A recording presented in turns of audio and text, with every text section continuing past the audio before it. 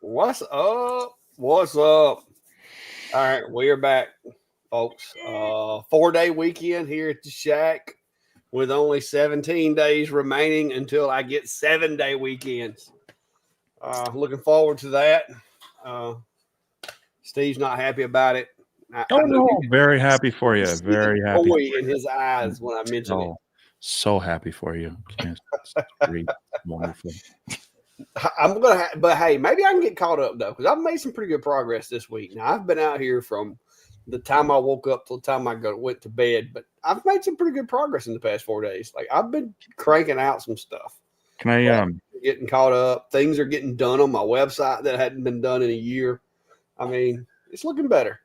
can I get you one of those like the Tom Cruise Mission Impossible masks and maybe a pair of stilts, and then you can help me get caught up? Sure, maybe. You never know. But yeah, Robbie. Yeah, it was too cold up there at Steve's shop. I had to come back to mine. Brian, I don't even get Sundays off, and that's part of the reason why I'll be so thankful when I can retire. Even though my wife keeps telling people I'm not retiring, I'm just like swapping two jobs to one. Because this is a full time job. Doing what I do out here is definitely a full time job. I throw in, trying to have some family time and band, like dragging these kids from the school, their equipment all over the state of Alabama for the band stuff. It's been very busy, but yeah, I'm looking forward to it. It's gonna be fun. The good thing is I don't have to deal with, we're going to call them the public as much, and I can just kind of stay here at the house. So I'm looking forward to it. So what have you been up to, Steve, other than wrangling your spiders up there? I saw you stole Earl, one of my Yeah. one of my spiders from the shop. Yeah, he gave me a little bit of a jump scare. I was moving some things off my workbench down in the basement shop and put some things away, turn around, I'm like, ooh, hello. So we escorted him outside to a nice flower bed area with some bugs he can hunt, Mm. and sent him on his merry way hopefully back to Alabama. But no, I finally got, you can kind of see the corner of it over here. Finally got the kind of initial overview of the Adamstag Glacier done. Posted Yep. that the other day. And so if you're curious to see how things are going for me with that, definitely check that video out. A lot of test cuts on various materials. I tried to take some of the feedback from people that were commenting on yours or in some of the other groups, and tried to answer some of those comparative questions. I dove into Kerf a little bit, compared it to the A70 a little bit as far as module size and spot size, things like that. Did some cutting on some materials and such. So check that out. Kind of like you, it would be nice if it was just a little shallower. Long term, it's going to be tough because it's got to go into an enclosure, and if you're using the full bed, you almost have to be able to kind of walk around at least two sides of it to really reach things. So, the typical kind of up against the wall, possibly with things on either side, might be a little tight, but we'll see. I'd love to see some other form factors come out for that as well. You and I both love the kind of the wider X40 format we got going on, but working on that. A few other things behind the scenes that will hopefully get done too, but also wanted to break it up with a little bit more of a project video. And I'm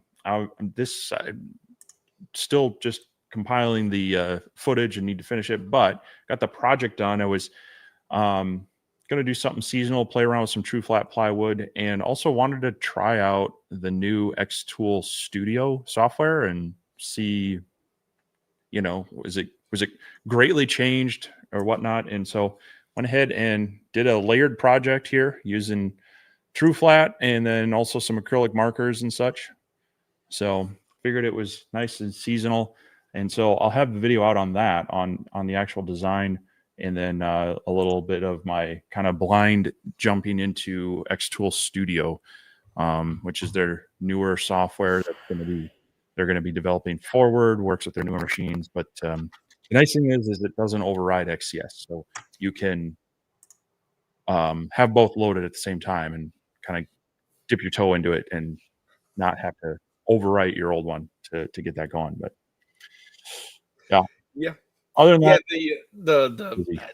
the Glacier, the similarities to the A70 is pretty cool, like we've talked about. And I'm going to give Adam Stack a little while to send me the enclosure and stuff, but I actually have a little bit of a diabolical plan that I might be able to make that machine fit in my enclosure Zilla, because I really do like the machine.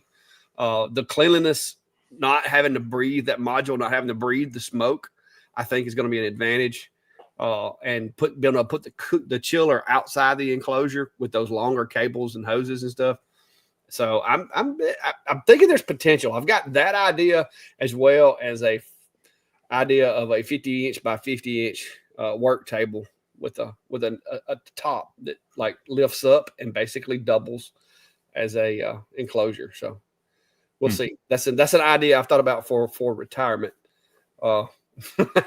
Maybe another table build to replace this one that's kind of wasted space underneath it, because there's a few hand tools under there and that's it. So if I built a 50 by 50 table, kind of like the CNC table or my tool table over here, if I had like a 12-inch, top part to it, like a little chamber, I could even take the CNC and take the plywood and cut some windows around the edge of it and put some orange glass in. I'm kicking the idea around. We'll see what comes of it. But me and Klein were talking about it over here the other day, and we were measuring everything, measuring this table. Of course, he's offered to take my table if I do build a new one and want to get rid of it. So we don't know what's going to happen yet, but I do like the machine. I was really impressed with the photo quality. So we'll see where it goes from here. Yeah, I did run a photo test as well on that. I can grab that real quick. Now this was done with the 40. You can in the software you can turn it down to 40. And I should have probably adjusted the contrast a little bit more, because you're losing some of the details in the darkness. But when you look at a gravel bed, the rails, all that stuff on there, at the 40 watt setting, the detail is still coming through. And it's nice that it's a software switch, I guess. Yeah, you got to walk over to the machine. Yeah, you don't have to flip that switch and I guess either way you could forget about it, but having that in the software is kind of nice. Just go, oh yeah, just make sure it's on this mode. Yeah, well, see, this was something I thought about the other day. I was like, because if you always assume that it's on 100 watt when you use it, and if you do want to downshift it or upshift it, you have to physically hit the button. I had thought about going into my machine settings and having it run the G code after every job, basically telling it to go back to 100 watt. Yeah. And have that in the automatic G code. That way, if you did run it in 40, it would automatic. But then you got to remember every time to change it to. So it's kind of a double-edged sword. Either you're going to forget it every time, or you're going to have to remember to do it. You know what I mean? So, but I did think about that. I was like, because it is a G code that it uses to do that, you could put it in hey, before every job or after every job, run this, which is pretty cool. And I've learned how to recognize the power settings, because it really didn't tell you, but you can recognize the power settings when you hit it. What does it say? It says query gear shift or whatever. I renamed mine to like check power on my macro, because it'll actually tell you, what gear it's in, so to speak. But I did a little tweaking with my macros, but I like the machine so far. It's got the consistency of the A70, but a lot more power, which you don't have to use all the time. That's the cool thing about it too, is it seems to do a really good job. Even at 80 watts, it's a beast. So we'll see. Well, the reduced maintenance on the module itself anyway, keeping that clean is going to be nice. Because any of these diodes, if you don't have good airflow, pulling that smoke down and away from that module, it's gonna get clogged up. I did. I cracked open that the X-Tool S1 to do this project today, and remembered the last thing I had done on it was some rubber stamp stuff for my back to school thing. I was like, oh yeah, that's right. I need to clean that up. So it was a quick cleaning session on that before I was able to jump into this project, which I still would have had because it was like on the honeycomb and other things, but having to kind of clean out the module for sure. That was part of the issue. Yeah, Gillette brought up an interesting thing too. You could actually have like the little pop up that says "Is the exhaust on?" or whatever. You could actually set you a reminder in Lightburn to check the gear of the machine or make sure what power you're in, just as a reminder. But like I said, I think didn't Adam Stack say they were working to incorporate some type of a visual, something with the machine, maybe with the LEDs or something, to be able to recognize the gear? Yeah, I don't know what they're going to do about that. If maybe they were, because I know I had mentioned to them, hey, it'd really be nice to be able to verify on the laser with some sort of, whether it's on the touch screen or an LED indicator on the module or the controller, something to let you know this is the mode it's in. Because that was one of the things they were working on right away, is that the changing the modes, putting it into turbo mode and other things weren't quite working in Lightburn at first, but they have that working now. And so it's like, how do I know? So yeah, it's it definitely some tweaks that could be making it a little more user, just user. I don't want to say user friendly, but just kind of those visual confirmations to give you a little more user confidence of like, okay, it's in the mode that I intend it to be in. So in their software, of course, it does. The button highlights and says it's in whatever mode. But in Lightburn, they're using macros to make the adjustment. So without having a confirmation, you're kind of like, okay, I clicked it. Yeah, that's the that's the thing that I caught myself when I would swap it. I would hit the query button to make sure that it took. And like you said, it would be nice if it had like a visual, but I had the machine over here and I wasn't necessarily looking at it. So, but in Lightburn, I got to where it was pretty easy to recognize. So that wasn't too terrible. Yeah, no. Yeah, that's the bad thing about getting early access to these machines is me and you aren't going to get to see some of the things that they're going to improve on it. So our machines will be the original, prototype versions. And then, because of the input that we do give them, though, it is nice that maybe there'll be some improvements made to it and make it, like you said, I wouldn't say necessarily user friendly, but a little more like smooth, like just little polish on it. Yeah. So I like the simplicity of the machines and the fact that there aren't a whole bunch of smart stuff to tear up. Because my experience with smart stuff in lasers is it usually it's great when it works like it's supposed to, but when it doesn't, it's a real pain. Mm-hmm. Santa's Laser is asking, could you set up a project to run in 40 watt for a certain layer and then the 100 watts for the next? I would assume you'd have to run one then the other. The way that I did that, Santa, I did the like the photo I did the engrave in 40 watt and then the cut in 100. And once I got the file built, I basically turned off the layers that needed to be in 100 watt, ran the 40 watt layers, and then once that was completed, I turned those 40 watt layers off, turned the 100 watt layers on, shifted the gears, and sent it back out in 100 watt. And that's how I did it. I don't think you can't specify each layer that I'm aware of. Not in Lightburn. Although if you created one big G code file, you'd have to custom edit the files together. Yeah, because you'd have to add that gear shift. Yeah, you could pull the one job, add the macro G code in the middle, have it run the other one, and then just run straight G code off of like the controller or even send it that way through Lightburn. I have to go back and look. Because in the Adam Stack Studio software, you can set that. I think you might be able to do it per layer in there. I don't remember, but now it would probably be easy for them to just add that to their software, no doubt, because they they got control over the back end. So even if it's not in there now, it could very easily find its way there. I'm gonna see if I can test my theory really quick. I never tried that, so I can't say for sure if you can or not. I know I did find that one issue. I think I copied you on that email about where the settings were getting a little messed up with the other machine that I'm testing. I didn't check to see if that was happening with the Glacier or not. But there's still some improvements to be made in their software too. But it works. Yeah, you can in Atom Stack Studio. You set all the parameters per layer. So cool. you could do an engrave, do a photo engrave in 40 watt, and then on your cut layer, on your line layer, you can then tell it to go into 100 watt, and then you can turn on the turbo for the 120 if you need it. So yeah, right. Yeah. I didn't even try that. That would be an interesting. That might be a good video.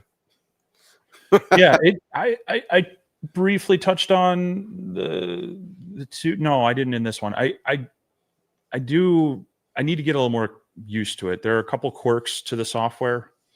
Yeah, I sent them an email about that one that I found, the bug or whatever. And like I said, they've been good so far about addressing bugs with the software. Better than some of the companies in the past I've dealt with, for sure.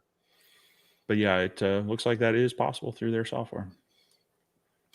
Yeah, that would be cool. And it probably wouldn't take much for Lightburn to be able to add, like, to where you could set that in there somewhere. But like you said, you could download the G code and just edit it yourself and do it that way. So this is Atom Stack Studio. I'm not connected, but we got the Glacier up here. And so on this one, I could change it to fill, and then I can set it to 40. Sorry, I need to get down here. I can, highlight this one, change it to fill, change that to 40. We can adjust our power, speed, whatever. And then we can come back up to our black layer, our line. And this one we can have on 100 watt. We can put it on turbo. It gives us a little warning. And then if I switch back to this one, oh, when you turn on turbo though, okay, so you can only do it in 100 watt.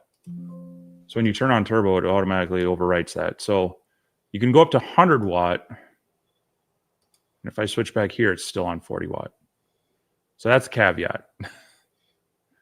In normal mode, we can do it, but not turbo to get the full power. Yeah, I think yours is doing that speed thing that I. Yeah, it constantly. You got to watch this one. It'll default to no speed and. Yeah, they're aware of that one. You just can't click on any. You can't click on any of the shapes or whatever after you set it. Yeah. But yeah, I sent them the email on that one. I copied you on it just so you would know about it, because that we weren't reporting the same problem. Yeah. Because as far as I know, I think me and you are the only two Glaciers I've seen out there or in our shops. Well, there's the ones that Atom Stack have, of course. Like there's two other videos out there. One by that Sammy Lou guy, and then there was one I noticed from another. I'm not sure where they're based out of. So, but it looked like they were doing some tests that weren't just stock video from their marketing stuff. Yeah. Cool. But yeah, like I said, I'm digging the software so far. I'm digging the setup, and I'm glad to be glad when they get it up and going, like all the bugs worked out. Yep. Trying to scroll through the comments. If you've left a comment and we haven't answered, be sure to just go throw it back up there, because sometimes we get like squirreled and lost in the comment section over here. Tim saying looks like X-Tool is coming out with a UV laser soon in the F form factor. That's what I'm seeing. That's what I'm hearing. Like I said, my X-Tool kind of went dark with me. I don't get a whole lot of information from X-Tool. I do like follow some of the people that are still, part of their group or whatever. And I've seen some of the stuff that they've been talking about, and it looks interesting. Curious, where it's going to land as far as the financial spectrum, whether it's going to be, more of a, and like what me and Steve have talked about, is it going to be the price of the dual, like blue and MOPA, or is it going to be like just kind of like the MOPA F2 price range? I mean, because that's not a terrible price range for the F2 MOPA, but if you start combining the two beams, the price jumps way up on you. So I don't know that anybody's put anything out about price. They're saying it's going to be cheaper than expected, but you never Yeah, know. that is a question with X-Tool, because does that mean it's going to be in line with others? Is it cheaper than others? Or is it cheaper when what you would expect from X-Tool? And I think part of it too is they're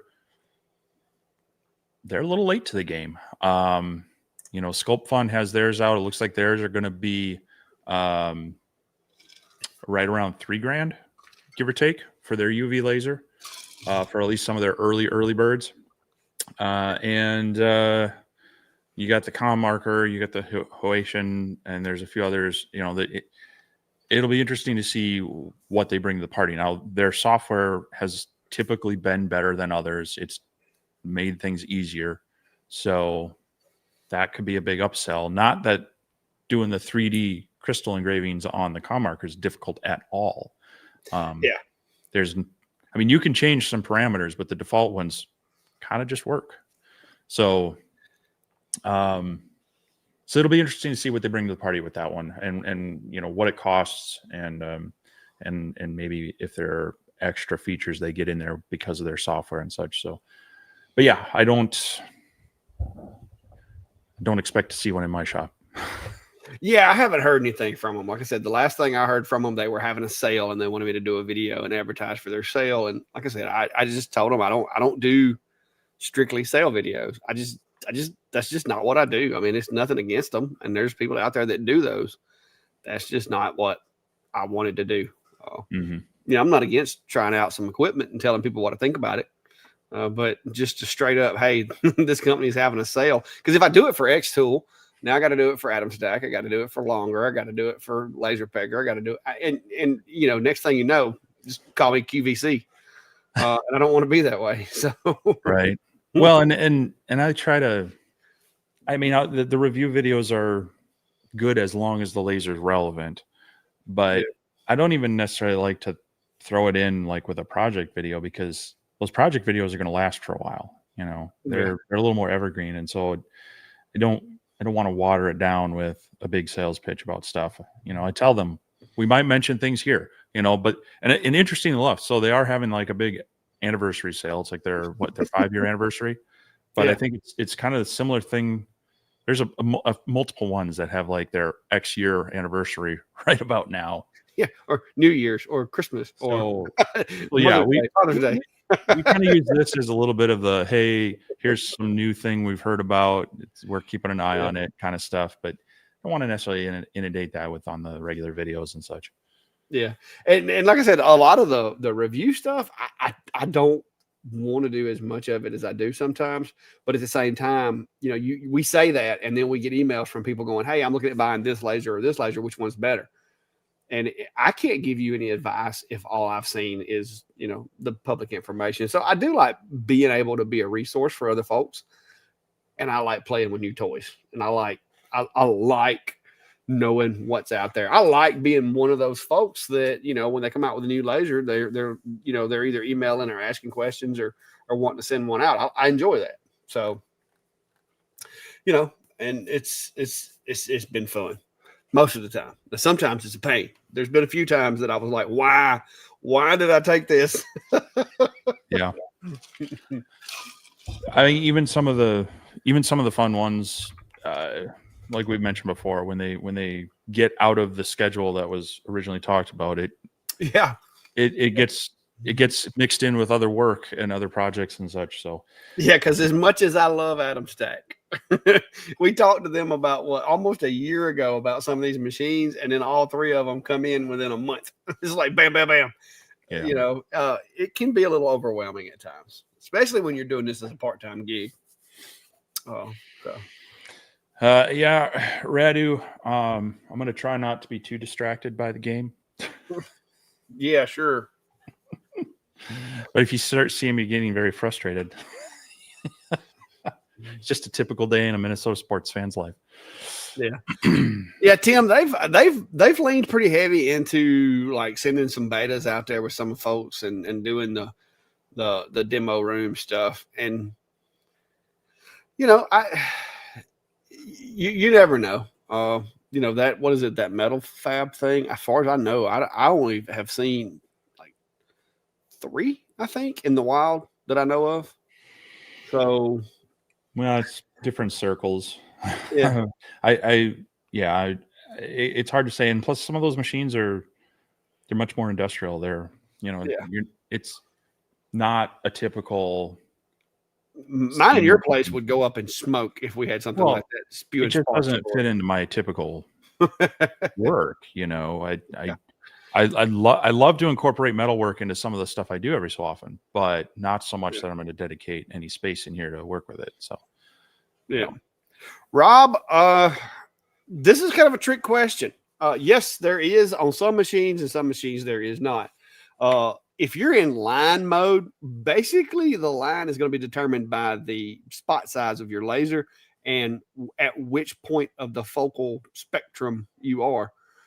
If you want a wider line in Lightburn, if you have an active Z axis on your machine, you can raise, I mean, you can lower it and have the effect, but I prefer to raise the Z axis. And in doing so, what you do is you pull your laser out of focus, which in essence will make a wider line. It'll also usually will result in a darker line. So you'll get a little bit more of a burn and less of a just disintegration of the material. The trick to it is finding that happy medium. And what you'll need to do is basically set you up some little squares and just run it like, you know, -1, -2, -3, -4, -5, as far as your elevation on your Z axis, and then go from there. If that is not an option, you can use the offset tool and just offset it, like basically offset it the thickness of your beam, and do like basically 4 passes. You'll make it do like 4 passes, but each pass will offset the previous one, and get thicker lines there. Now in engraving, that's what LPI and focus comes into play. But that's the only way that I know, short of changing a focal lens on like a bigger CO2 or something. So, what say you, Steve? Anything to add that I missed? Yeah, no, I mean, about the only way to really get a solid measured thickness of a line is offset the one, and then you can play around with your fill settings depending to get the look you want. But yeah. I think somebody was asking about borosilicate glass melting instead of engraving. Maybe that's something I've never tried. I've never had anything melt glass wise. Well, I mean, melting it, that's kind of a sign of too much power. Way too slow. So you can lower your power. You can, but also defocus it. It'll soften that how aggressive it's hitting the glass, and then that will help kind of give it more of a frosted look rather than the fractured look. But I would definitely increase your speed or back off your power, and also try the defocus to see if you can get a softer engraving. Similar thing that you'll get on slate. If you get way too much power on there, it actually will kind of turn it molten, and you'll get kind of that rough, raised, almost burnt look to it as well. So, I just saw this, and I'm not sure. It says I have the Atom Stack A40 with autofocus. Can you set up a macro to do this? I'm not sure exactly, Randall. I'm not sure which part you were talking about. We went down a rabbit hole with the different machines. Yeah, I think that the macro should be this. I mean, if you're talking in Lightburn, it should be the same command. That what is it? ESP 500. As far as setting focus or doing autofocus. To do the autofocus on the. Yeah, I'll tell you the way with an Atom Stack machine. If you can download Atom Stack Studio, and I think you still have it open. Well, you ain't got a machine hooked to it though, do you? No. You can show the box though. There's a box on there that is basically the console, and you can actually pull that up and look at it when you hit the autofocus button. If you're in your machine, in the event that your machine uses a different command, you'll see it when it sends that command. You'll see it in the G code that it sends to the machine, and then you can just create a macro, whatever you want to call it, to mimic that and send that G code and accomplish whatever the thing is. that you're trying to do. You can even create them to like send your laser to a certain location instead of having to use the move tab if you wanted to. You can create them to, just tell you basically, like if you set your focus, you can actually create one to automatically raise the Z so many millimeters or whatever, so you don't have to do it on the layer. I mean, there's lots of things you can do with those. I've actually got to where I use them a lot more than I used to. It used to be like a very overlooked tool for me, but I'm getting to where I use those G-code commands and those macros a lot more.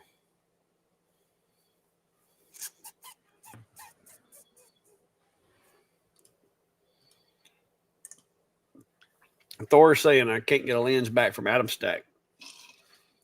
I don't know which lens it is, but Steve might be able to help you with that. Yeah, it depends on what, which machine, because they have different size lens covers. So, yeah, appreciate it, Jerry. I know me and Steve speak to each other about this on a regular basis. He says, "Good evening, guys. By the way, I like the fact that you both maintain your principles and bias free focus in evaluating machines." And that's our point. People's like, oh, they're trying to sell you a machine. Okay. I mean, if you do buy a machine, we like for you to use our affiliate commissions or affiliate codes. But me and Steve pretty much have an affiliate code for any manufacturer out there. So, I mean, it doesn't matter to us which one you buy. We think you need to buy the one that works best for you, that suits your budget, your needs. I mean, that's the whole thing in a nutshell. What's up, Minnesota Custom Made? How are you? Hadn't seen you in a while. Been hiding out from us there. Jack said metal brings him the most money. And if in the right environment, it will. In my case and Steve's case, well, first of all, I don't have room or the means to be dealing with a bunch of heavy steel and stuff in here. I'd be lost a toe in my Crocs. I'd have to wear steel toes. That would just mess up my style.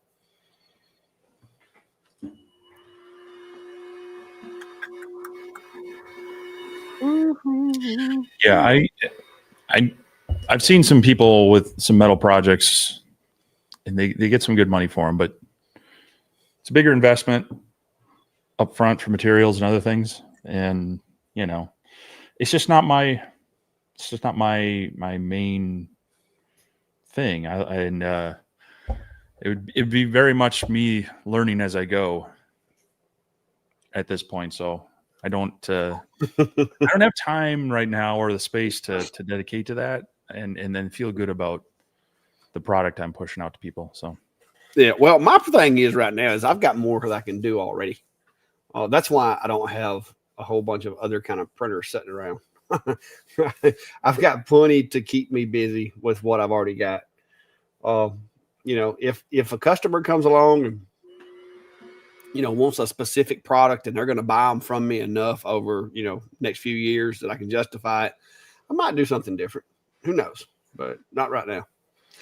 Don's asking, wanted to know your thoughts on the X-Tool P3 with all the new features like motorized bed and the 4 cameras, RA3 with a new way to lock it in place, and the new 3 focus lenses.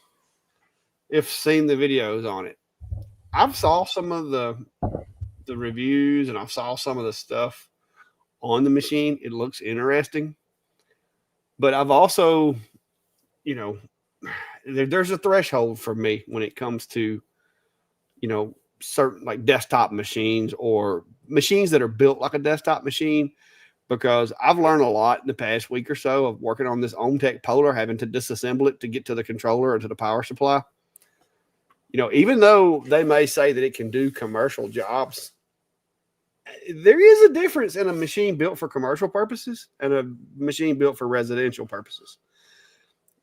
Commercial is going to generally be bigger. Like the machines that I would buy from my shop if I were to upgrade today are really big machines, but you open a door and you can see the controller, the power supply, all the wiring.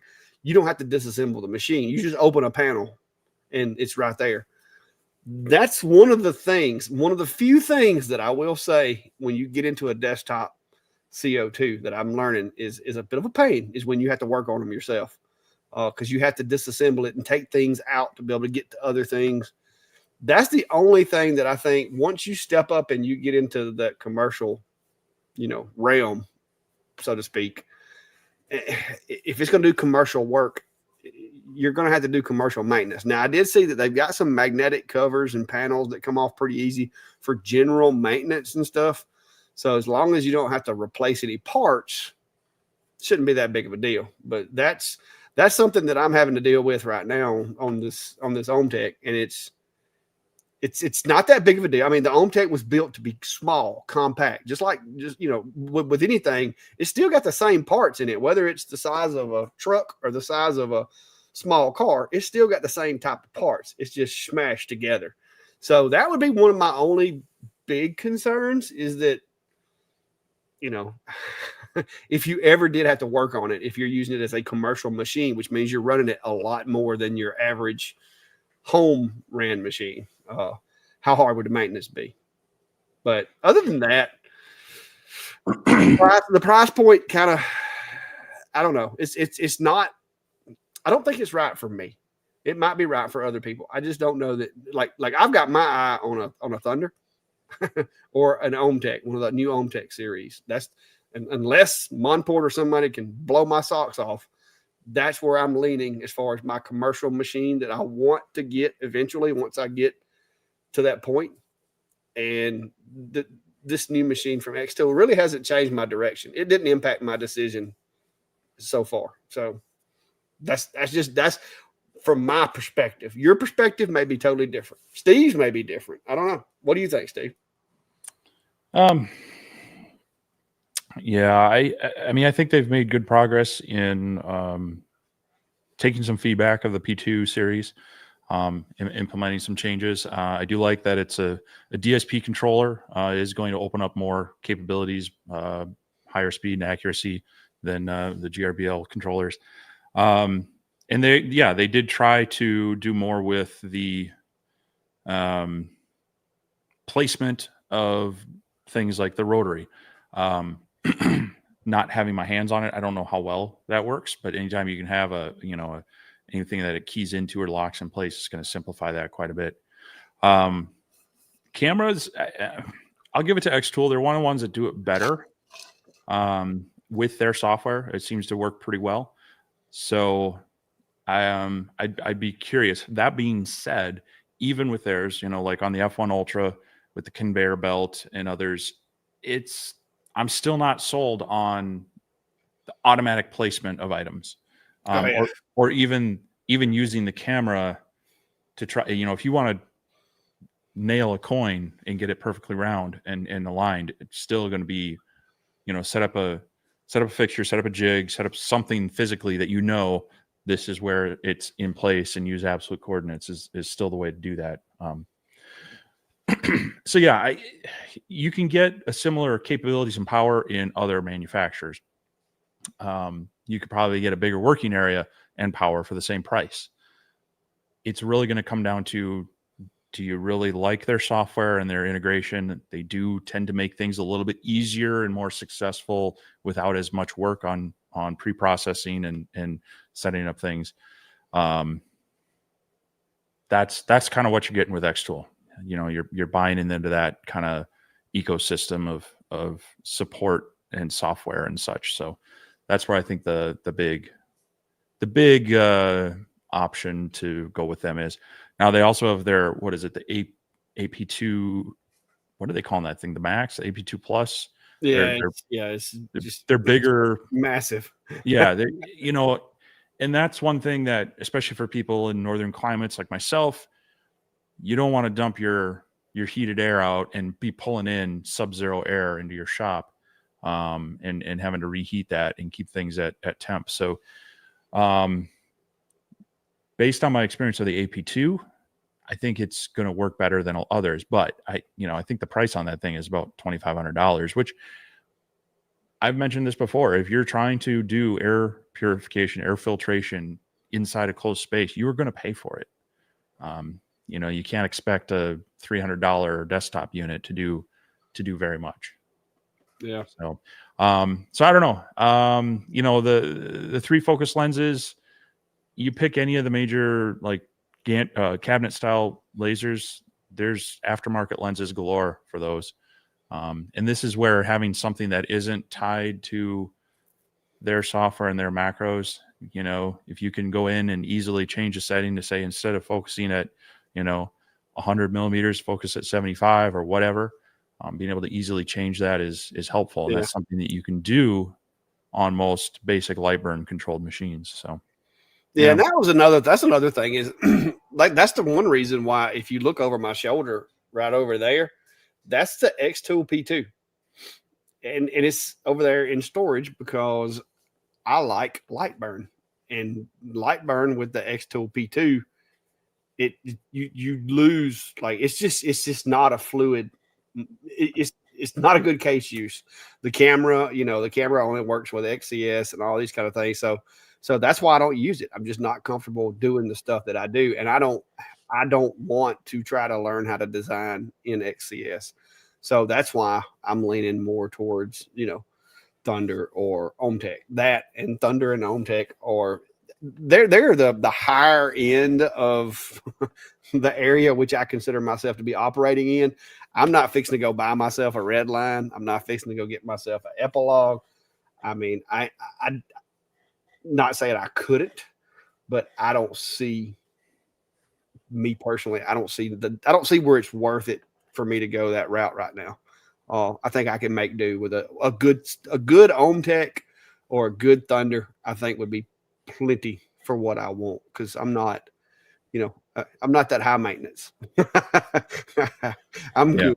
And I'm not one to just do what other people do. That's another thing too. I mean, I know there's a lot of bandwagons and people like to jump on them. That's just not me. I'm kind of like, I'm going to make my own path, and it may be right, wrong, or indifferent, but that's the direction I'm going. You know what I mean? And as you mentioned earlier, I mean, any of these bench top all-in-one units are going to be more difficult to work on when you have problems. I mean, it's as simple as having to replace power supply or mirrors or any of that stuff. They are just harder to work on because of the kind of the compact nature of it. And I saw Santa laser engraving in the comment. Camera comes in handy. Yeah, it can. You can use the trace function. But that's not, I mean, that could be done with any camera and importing the photo as well. Or even better, if it is a flat piece, if you can use a scanner, you're not going to have the kind of the camera aberration from side to side and such. So it's not that they're useless. I just don't trust them for the automatic placement of things. Yeah. And so, like, if you want to use up material and you've got a scan or an engraving and a cutting operation, it is great for that. Or if you have, there are cases where you can't use an external camera or scanning it for other things. There are reasons why that might be useful, but I'm just, as much as people rely on them and expect them to just be perfect, that in my mind is not there for the level of work I want to do. Yeah.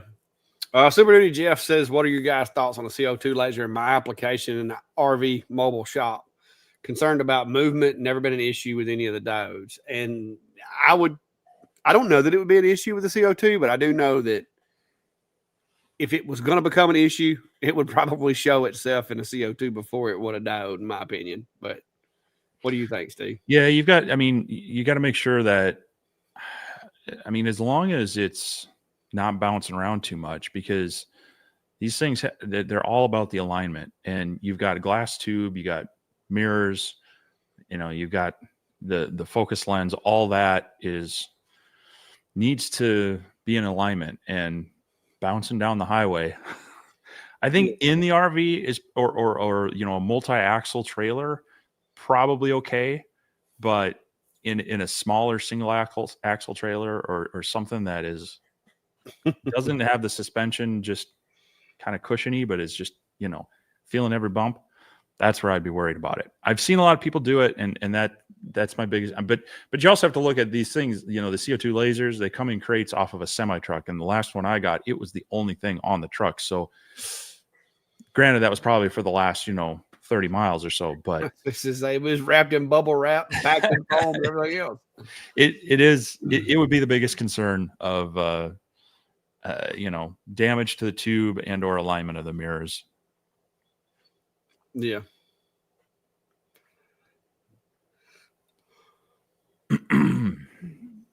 Trying to go through these comments. There's different stuff going on in the comment section over here. David, I love the Thunderbolt machines as far as speed, accuracy. I mean, I run my buddy Tim. I don't have one here in my shop. Y'all know that. But my buddy Tim at the trophy shop has a Thunderbolt. His Epilogue went down a year or two ago at his trophy shop where he does laser engraving and stuff. And he reached out to me and was like, hey, my machine's down. I got to replace it because I've got orders piling up. And he actually I was basically helping him get orders out until he could, get his machine going again. So I was kind of like on standby to take in any kind of orders he had. And he ordered a Thunderbolt 32, the standard bolt, because he had an Epilogue that was similarly sized. I think it was a little bit wider work area, a little bit larger work area. But that machine was the Epilogue was like 20 years old.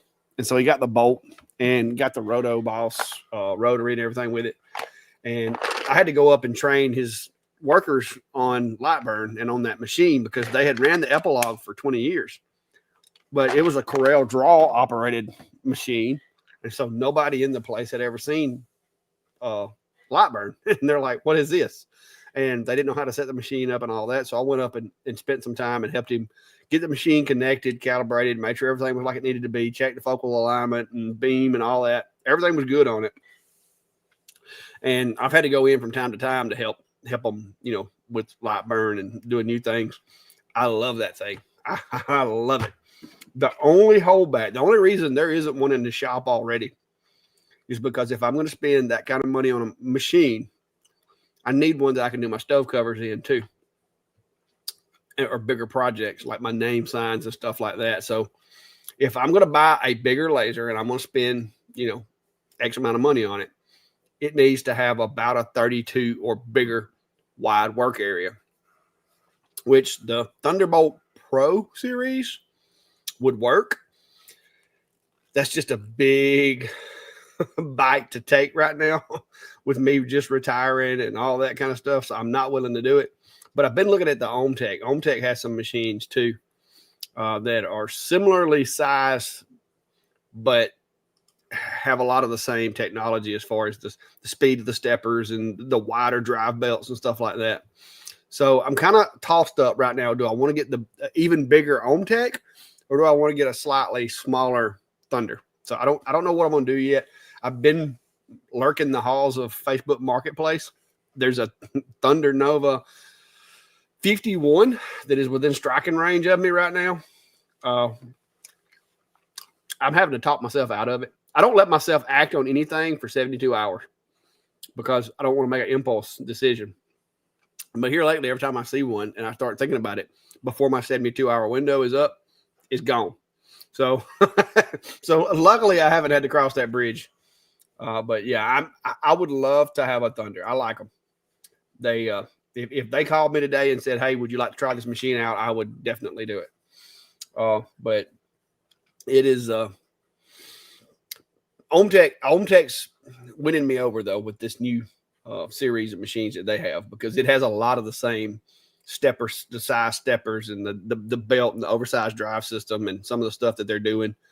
It's, I'll figure it out when the right machine is there. I will know, and I will strike then. We'll see. Maybe Steve will get one tried out. Let me know. Yeah, I don't have any firsthand experience with them. Looking at the information on the Thunderbolt series online and talking to a few others that have, they are nice machines. I do have a number of contacts, friends that have used Thunders and generally speak pretty highly of them. They seem to have pretty decent support for a variety of people. So, it definitely would be on my list of things to look at, whether it be the Thunderbolt or one of their other ones. It would depend on that. But yeah, see, that's like my Polar Plus. I love that thing. I don't know what happened to the power supply. I'm pretty sure it's a power supply, but I've got to get it down and troubleshoot it some more.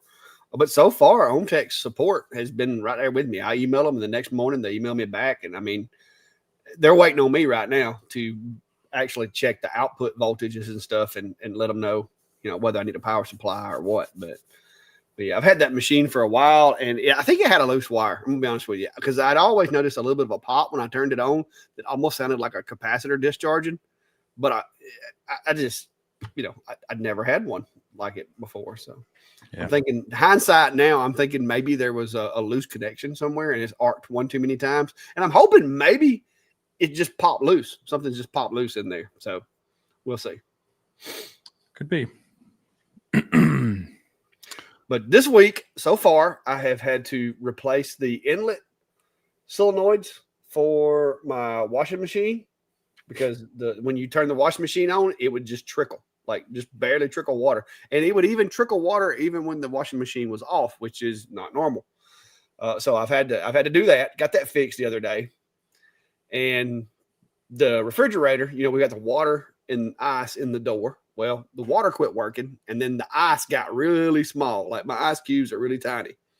So I've had to take that apart, and the inlet solenoids on it are going bad. And I know it's like, what's the chances of the dryer and the washing machine and the refrigerator both tearing up in the same week, right?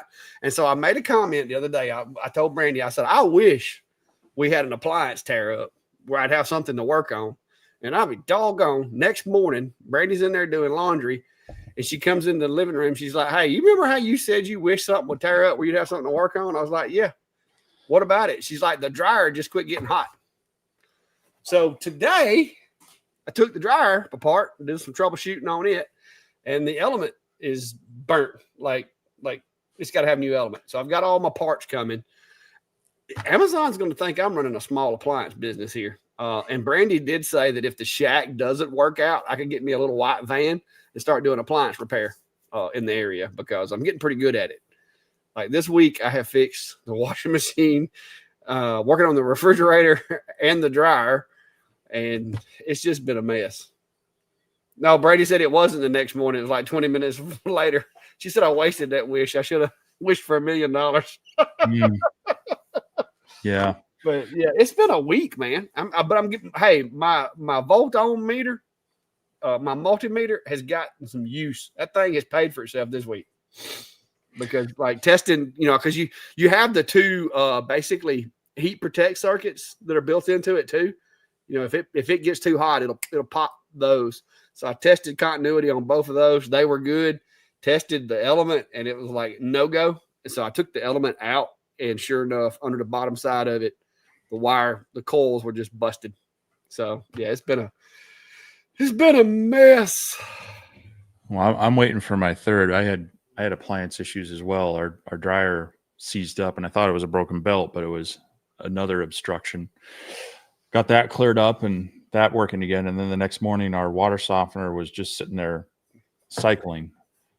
And I was like, oh, that's got fewer parts that I can fix on, but got it reset and got that to close off. And I'm like, so now I'm just sitting here waiting. I'm like, what's the third one? Yeah. Because everything in threes. Yeah, well, I'm hoping that we're done for now. Knock on wood. I'm hoping. But Wick Central says industrial laundry is my business.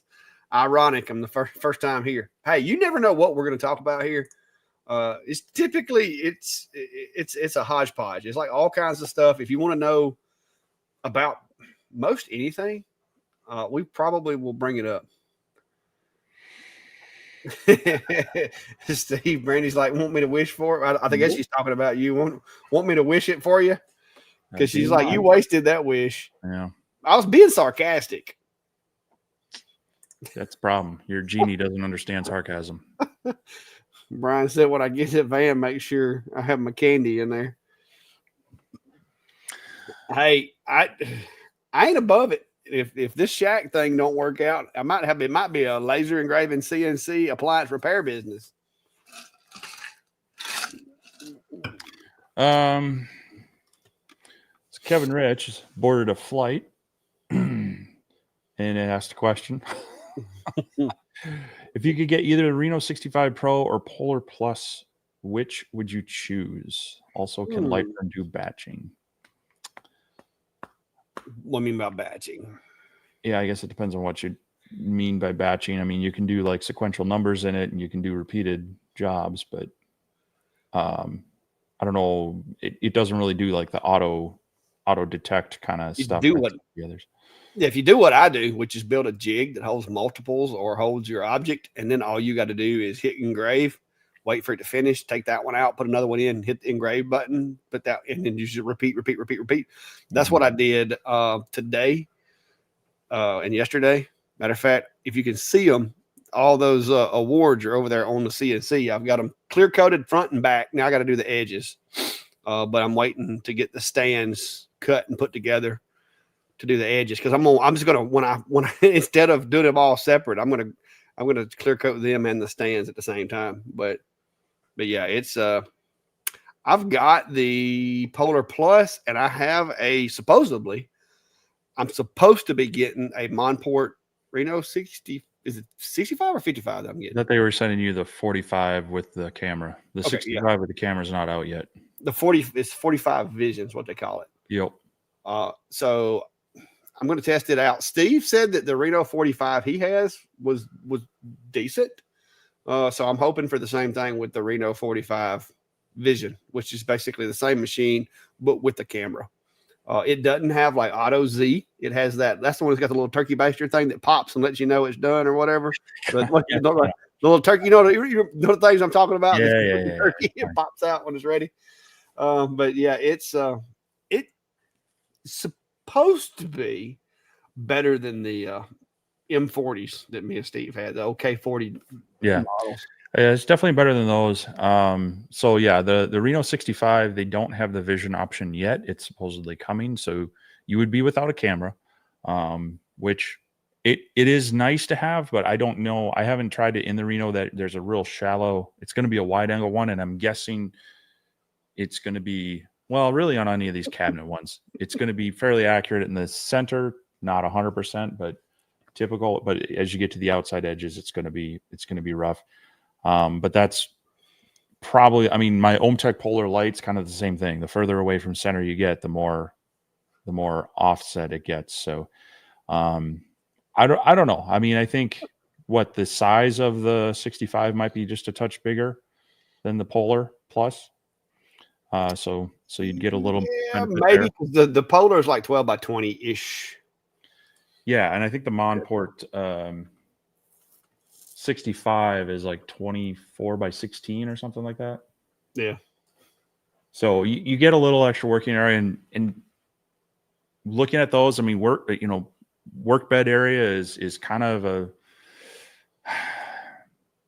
you're more likely to run into a situation where you wish you had more than you feel like the thing's too big. Not always, but that's sometimes the case. So yeah. Radu, I know we're supposed to be talking about lasers and CNCs and 3D printers, but yeah, if it's filling with hot when it's supposed to be cold, and it's filling with cold when it's supposed to be hot, switch them around.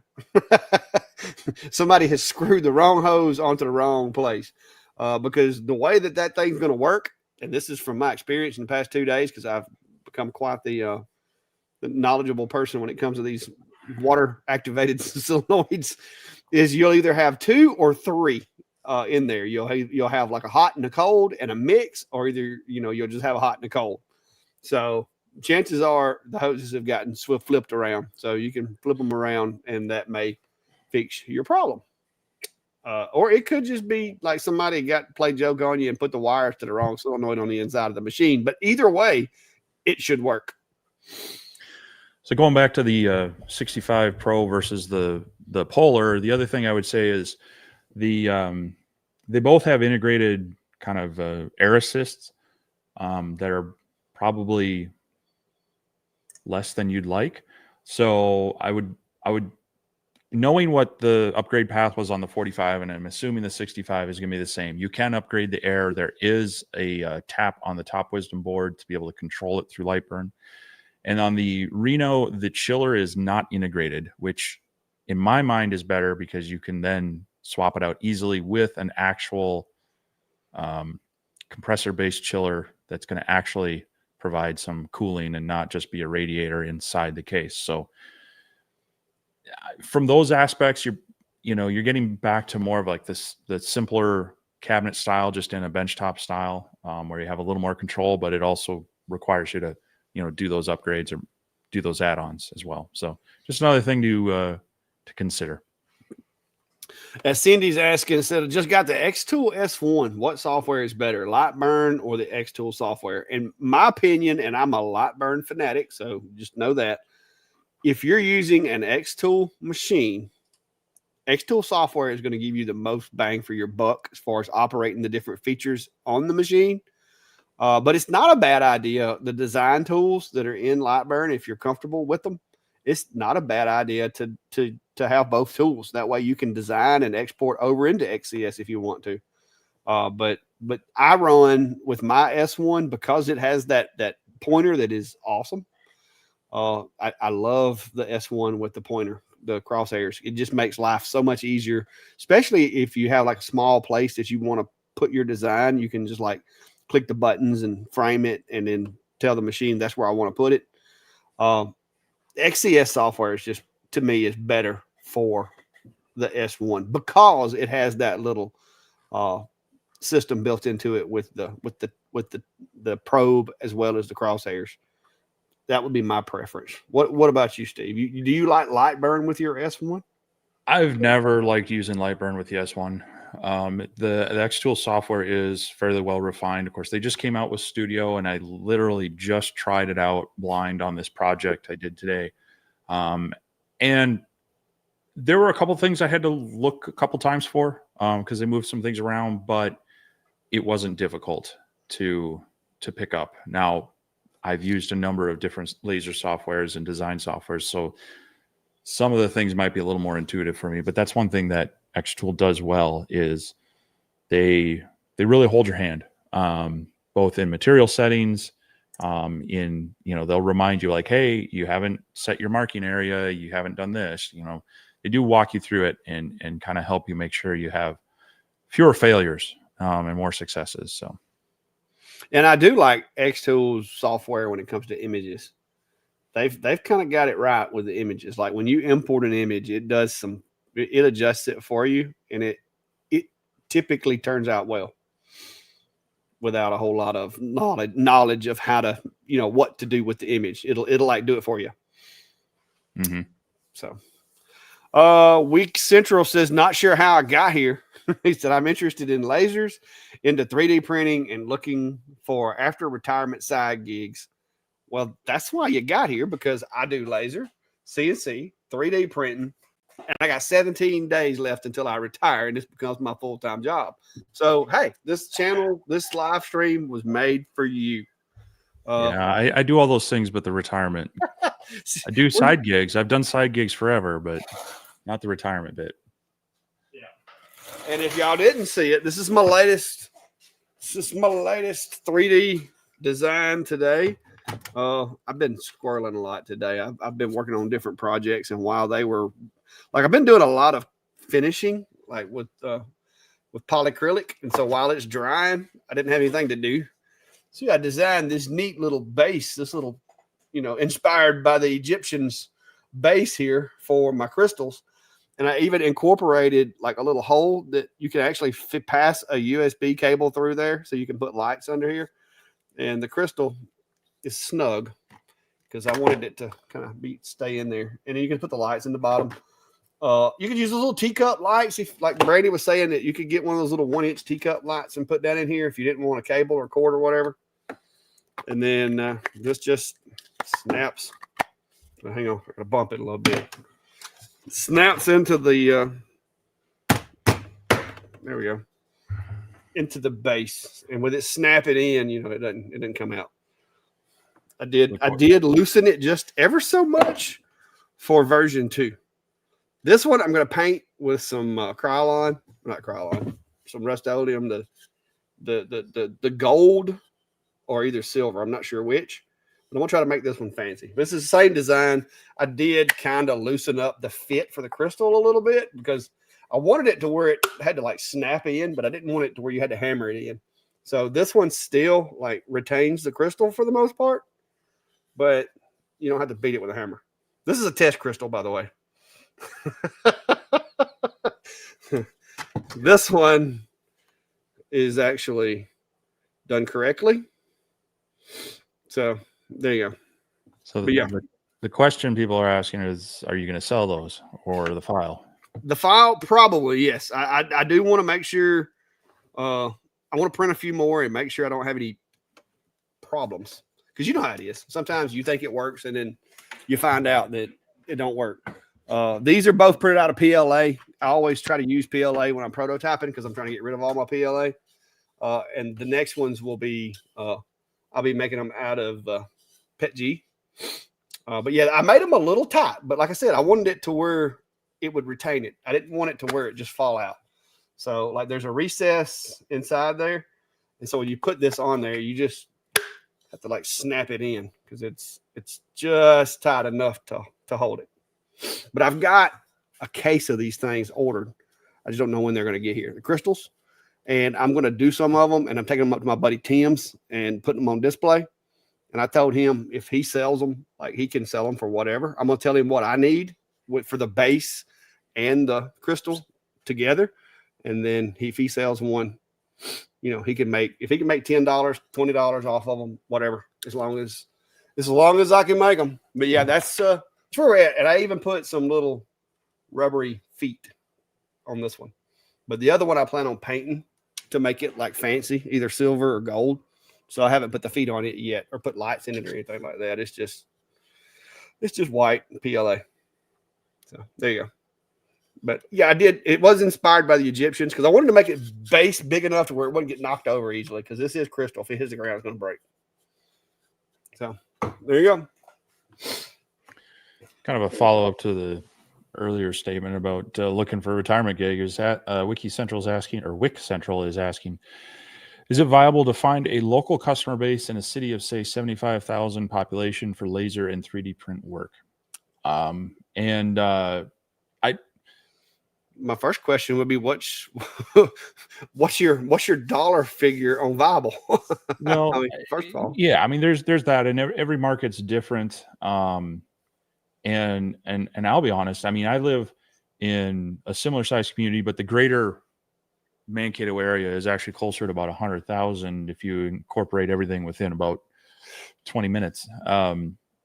And I'll say it might almost be easier in a slightly smaller area. Because there are a lot of, I see it all the time in Facebook Marketplace. I mean, I've shared some with David where I'm like, I don't know how these people are even buying materials for what they're offering these things up for on Facebook Marketplace around me. So it really depends on what your, do you have some sort of niche product that you can do that's not just slate coasters and, typical decor signs, or, take a look at, are there farmers markets? Are there craft shows and whatnot? And are there other people doing this? Or jump on Facebook Marketplace and some of those other local, buy sell areas. See if there is a lot of stuff in your area that would kind of give you an idea of if there's too much competition. It's hard to tell if they're making sales or not. And from there, it's best if you can kind of make yourself a little bit unique. It doesn't take a lot of people to build up a business. Clack's in a much smaller community than I am, and he got himself established with some of the local businesses. And I would gather there's maybe a little less competition in his immediate space than my area. So that can help. But competition doesn't mean you can't make it work. It's just how you market yourself, how you get out there, and if you can kind of differentiate yourself in some way. Yeah. But as far as I know, and as far as anybody has told me, especially with the Galvo machines, the CNC, and the laser, with all of those disciplines combined, at 3D printing too, with the disciplines that I have here combined, you're looking at, I don't know, Montgomery. Maybe you could find somebody there, but I think you would have to go all the way to Birmingham to find somebody that could do a job that required more than just one machine.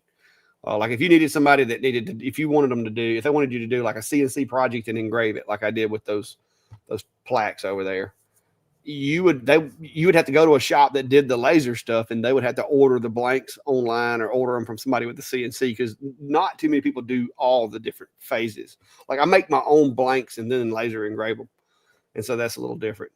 But the biggest thing that I would say when you're starting out, try to make business connections. That's the one thing that me and Brandy have been talking about as I move into retirement, is even if my online presence like vaporized, I've got enough with my business to business stuff around here.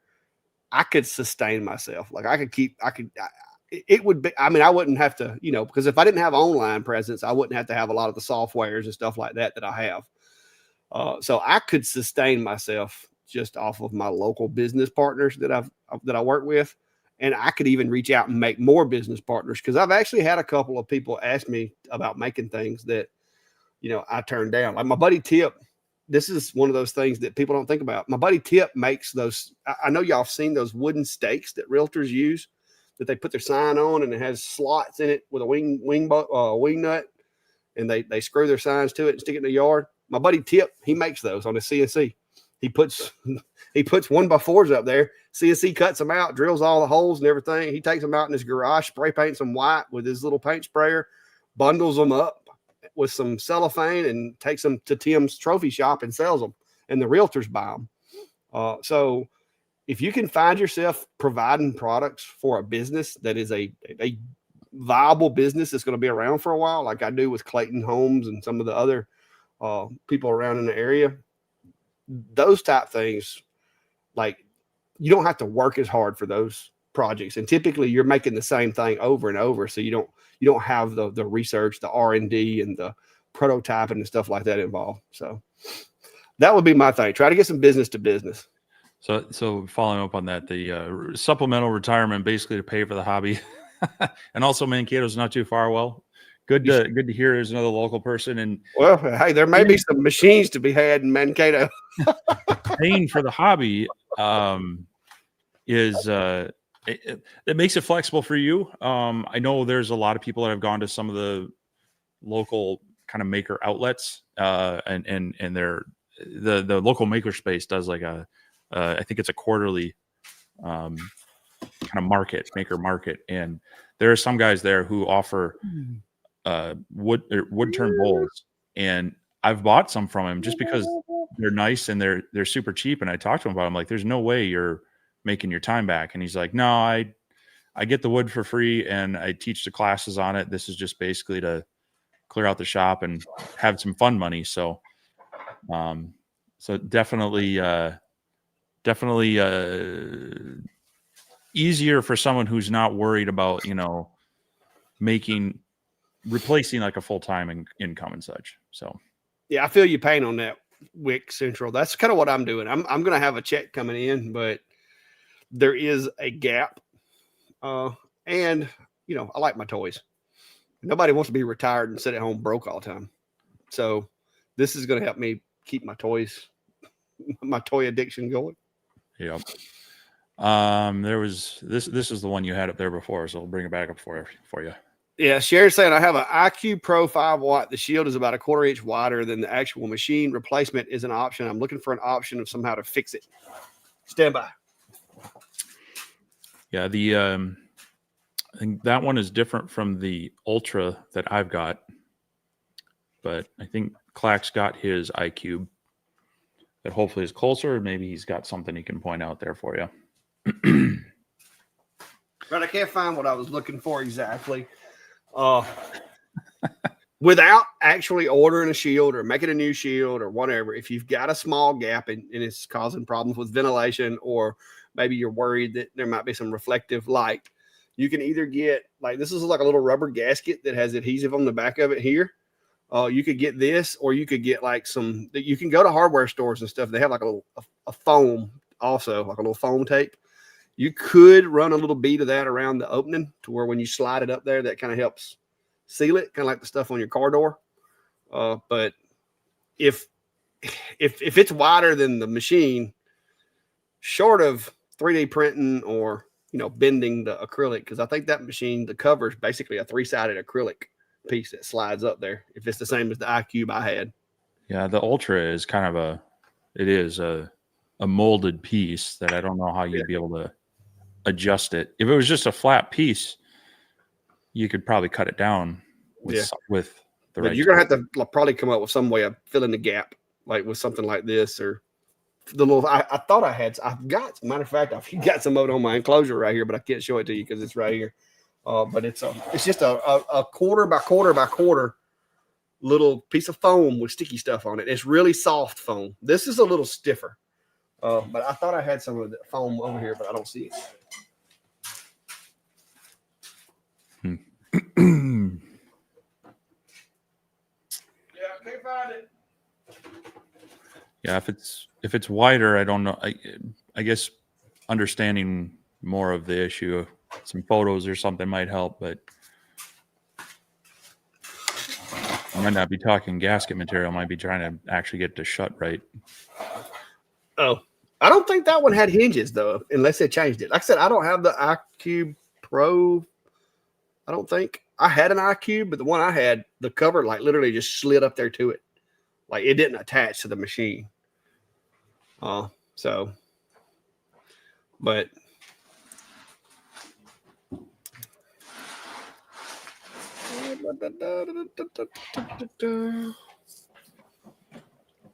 yeah, see, this one it's molded and it slides on. Yeah, that one's a little fancier than the one that I had. So this either fits or it doesn't. Yeah, I mean that there's not any room for gasket material in that one. Yeah, maybe they set the wrong lens, or I mean, maybe it got hot and bent or something. No way of knowing. Tim says, I just got a Reno 65 Pro. They sent a roller with it. Lightburn is not showing a rotary tool. What did I do wrong? You want to show them where that switch is, Steve? See if I can get things open. Or do you want me to do it? There's a switch in Lightburn software, Tim, that you have to enable the rotary on the settings. And when you do, it'll actually give you the option to set it up. If you don't click that switch, then you won't have any of the rotary tools or anything like that. But it's a simple little just click of a switch to get it to show up. So this is latest version. You're going to have your rotary tool up here. And then you need to go through, that one's probably a roller rotary. Yeah, I think he's saying that that's not showing up, which means it's. Okay. It should be here on the older version. Otherwise, if you go into window, see, this version is different. Depends on what version he's using. Did they move the switch that was on the device settings that turns the rotary off completely, like the rotary settings? Good question, because I haven't looked at that in here because that other button's up there. Yeah, I haven't either. I was just kind of curious. But the latest version, it should be up here. It's kind of on by default as far as I understand. Yeah, I don't see where you can turn it off now. Job check. Yeah. Otherwise, under laser tools in this version, they do have rotary setup or Control Shift R. Yeah, it could just be hid on the view. So that's what you're looking for, and then you do need to go through and enable the rotary. On that one, you probably have to change it to the roller, and then you're going to need to. They should have provided you with the steps per rotation or the millimeters per rotation. You got to change that. You got to tell it which axis it's plugged into. Usually that's a lot of times if you're unplugging it from the stepper, or sometimes on the controller, it replaces the Y, but I haven't played with that. They didn't send one with the 45. It does have that port in there that you plug it into. So, but then also you need to make sure you put in the all these specs: roller diameter, and then the circumference of your object. So yeah, that or the diameter. The rollers can be a little more complicated to me than the chucks because there's more data that has to be put in there. Yeah. Yeah, I don't have the older version to go through that, but you should see that either up in that just off the top menu bar, or otherwise look under laser tools for the rotary setup. What's up, Valley Forged? Eric, how are you, sir? When's the 200-watt diode coming out? He said. Well, we would tell you, but we can't. We had to sign an NDA on that. No, not really. I'm just messing with you. I don't know that we're quite ready for a 200-watt yet. Jason had a good tip here too. If you go to settings under your edit menu, go into display, that's where they have it. Show rotary enable on main window. Okay, yeah, that's the switch I was talking about. I couldn't remember where the heck it was at in the new version.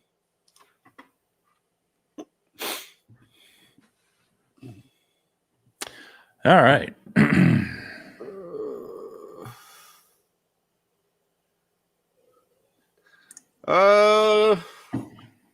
Wick Central says, congratulations on retirement. I hope your hobbies end up being income than work. Hey, I enjoy being out here. I enjoy what I do out here and love it. And so I think I'm going to be okay. Like I said, if I'm not, my wife's done told me I've already passed qualifications for small household appliance repair guy.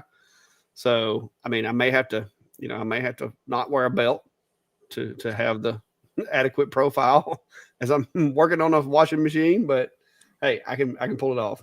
We'll see. Well, Mark, last year, I think it was like a year or two ago. I wish I need to go back and find it when I said I felt like we would have, they'd be stacking them up to 100 before it was over. And it wasn't probably 2 or 3 months later that me and Steve got a call from Adam Stack saying, hey, we want to talk to you about something, but you can't tell nobody. Yeah. Radu's got a huge problem. I feel for you. Bakery doesn't make Bavarian cream filled anymore. What do you do? I don't even know what that is. You don't know what Bavarian cream filled donut is? Oh, man. I don't eat a lot of sweets. And you eat chicken livers. Yeah, but I don't eat sweets. I mean, I don't eat them often, but I know what a Bavarian cream donut or Bismarck or roll or whatever it is. I mean, come on. Yeah, you got to find new bakery. You got to hit and see that's so I try not to eat a whole lot of sweets either. But when I'm on vacation, and we're going places, I like to find like the small town cafe and get like a good, get a good cup of coffee and like a good caramel roll. That's like my vacation treat is to find one of those, or a good coffee shop, one of the I don't know that I've ever been into a bakery, like a bakery quote. Maybe that's the thing. I mean, if you ever come up here, we got bakeries and such up well, there. I was told, my wife, Brandy, has told me we've got to come up there and visit with you after I retire. And I told her, I was like, that's fine. But if we get snowed in up there, it's not going to be fun. But I do have all-wheel drive, 4-wheel drive, or whatever. So hopefully I can at least get back south. So we'll see. Jeffrey Lapierre said, I've been retired for 3 years or so, picked up laser as a hobby, then decided I needed to make money to support my hobby. I started out doing it because I was just bored and enjoyed doing woodworking and lasers and stuff. And then it just started growing and growing and growing. And then accidentally I ended up with a YouTube channel and stuff because I was doing Facebook as a way to market my business. And then that kind of sprung over into doing YouTube videos because I was in Facebook groups and people would be like, well, hey man, how'd you make that? And so I'm like, well, I would show you, but I don't know how to do that. So I just record it, and send a link. And that's how I wound up with a YouTube channel. It wasn't that I woke up one morning and it was like, oh, I want to start a YouTube channel. It just kind of happened. But I enjoy it. That's the cool thing is I guess the good Lord knew that I needed it.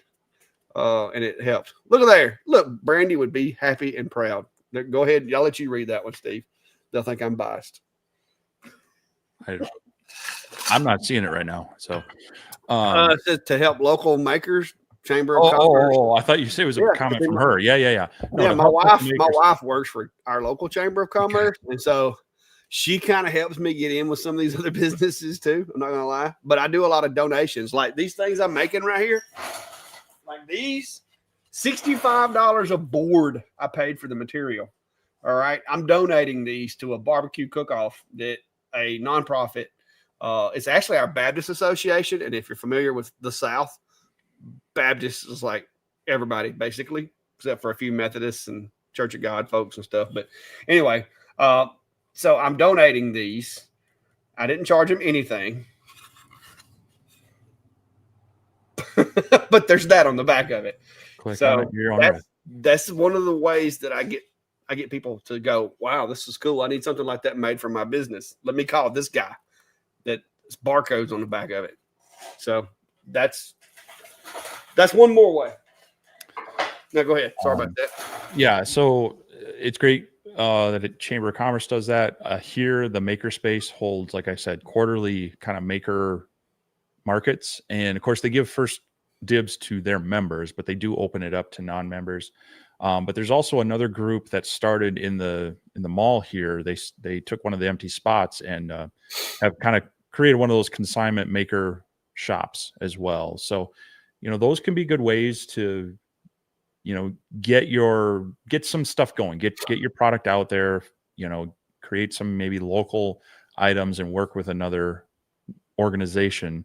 They are going to want a cut of it, of course, usually to cover their costs and such. But that, if you're trying to build up a local retail business, sometimes, yeah, you just got to work with another business, give them a cut of your profits just to get your stuff out there. Great when a city or a organization creates an area like this, but you don't be afraid to approach other areas. Those smaller kind of niche stores or the non-chain coffee shop, bakeries, things like that. A lot of them don't mind having, that, make it easy for them.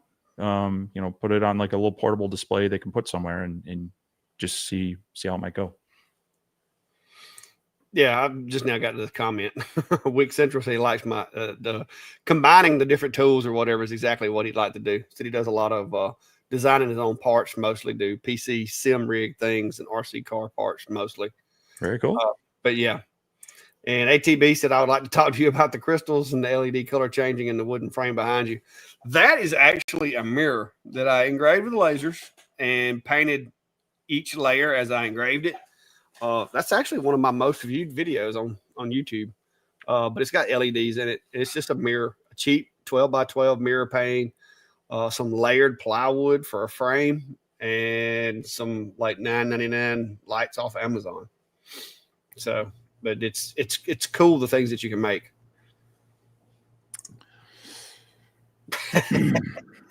Kevin, if I could get a 3D scan of his head, I would put him in a crystal. But I can't get it. I actually did try to find a 3D scan of a Bigfoot and put his face on it, but I'm not that good in mesh mixer, so I messed it up. Yeah.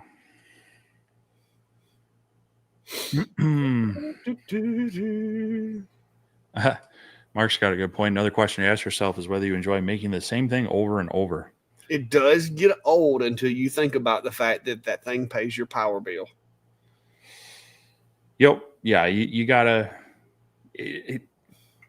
it's a double-edged sword. It's great to have a product that kind of constantly brings in money, but after a while, when you're doing the same thing, it's basically, you're like, well, I'm working a small factory in my shop. So yeah, well, it's not that. I mean, I hate it. Like, I hate it. It just messes with my creative juices, but it's a necessary evil. Yep.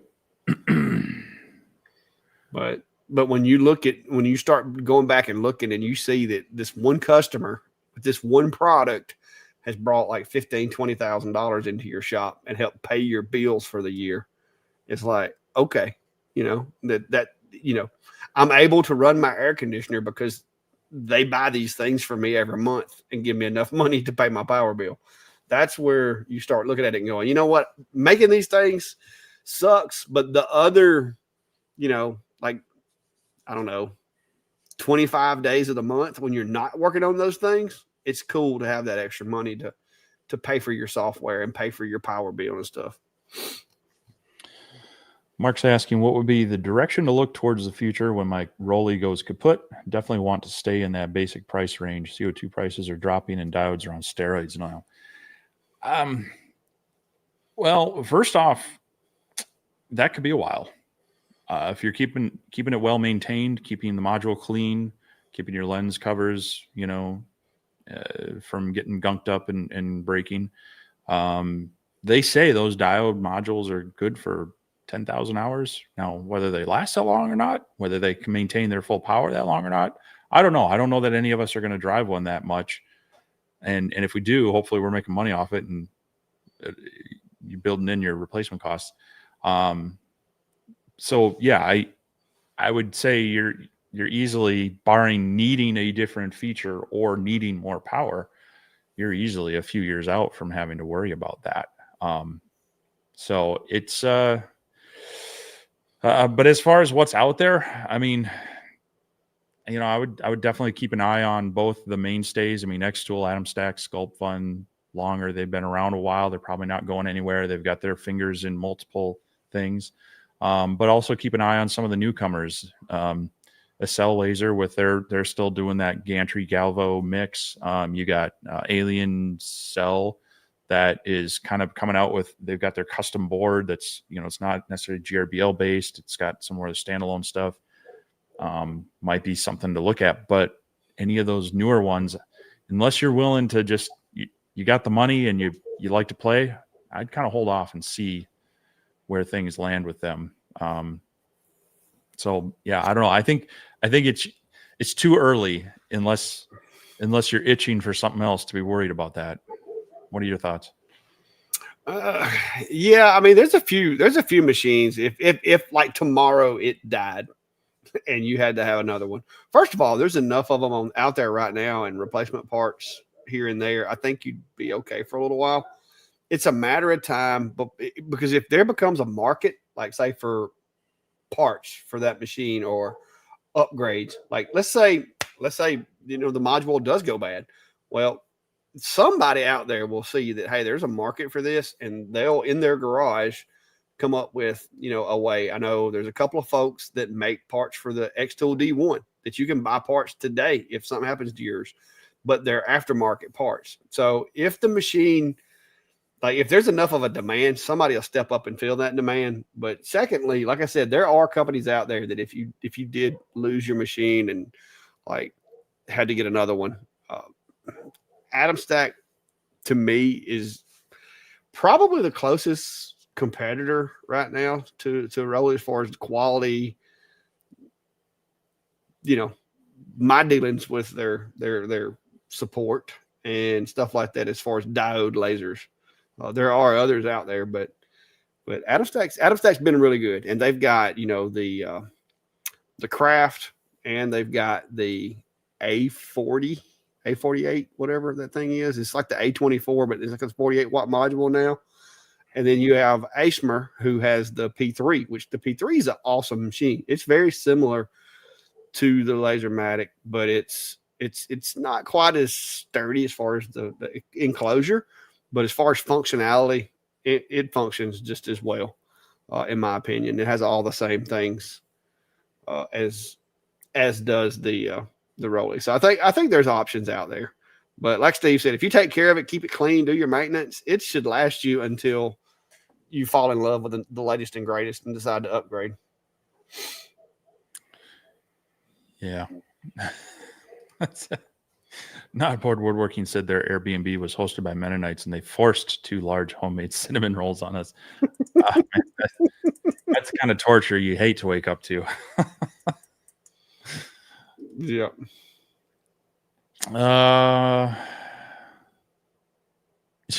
Brian says if you come up, you won't get snowed in if you come in the month of July. Any other month, there is always a chance. That's terrible. Probably going to feel at home if he comes up here in July, hot and humid. Let's see here.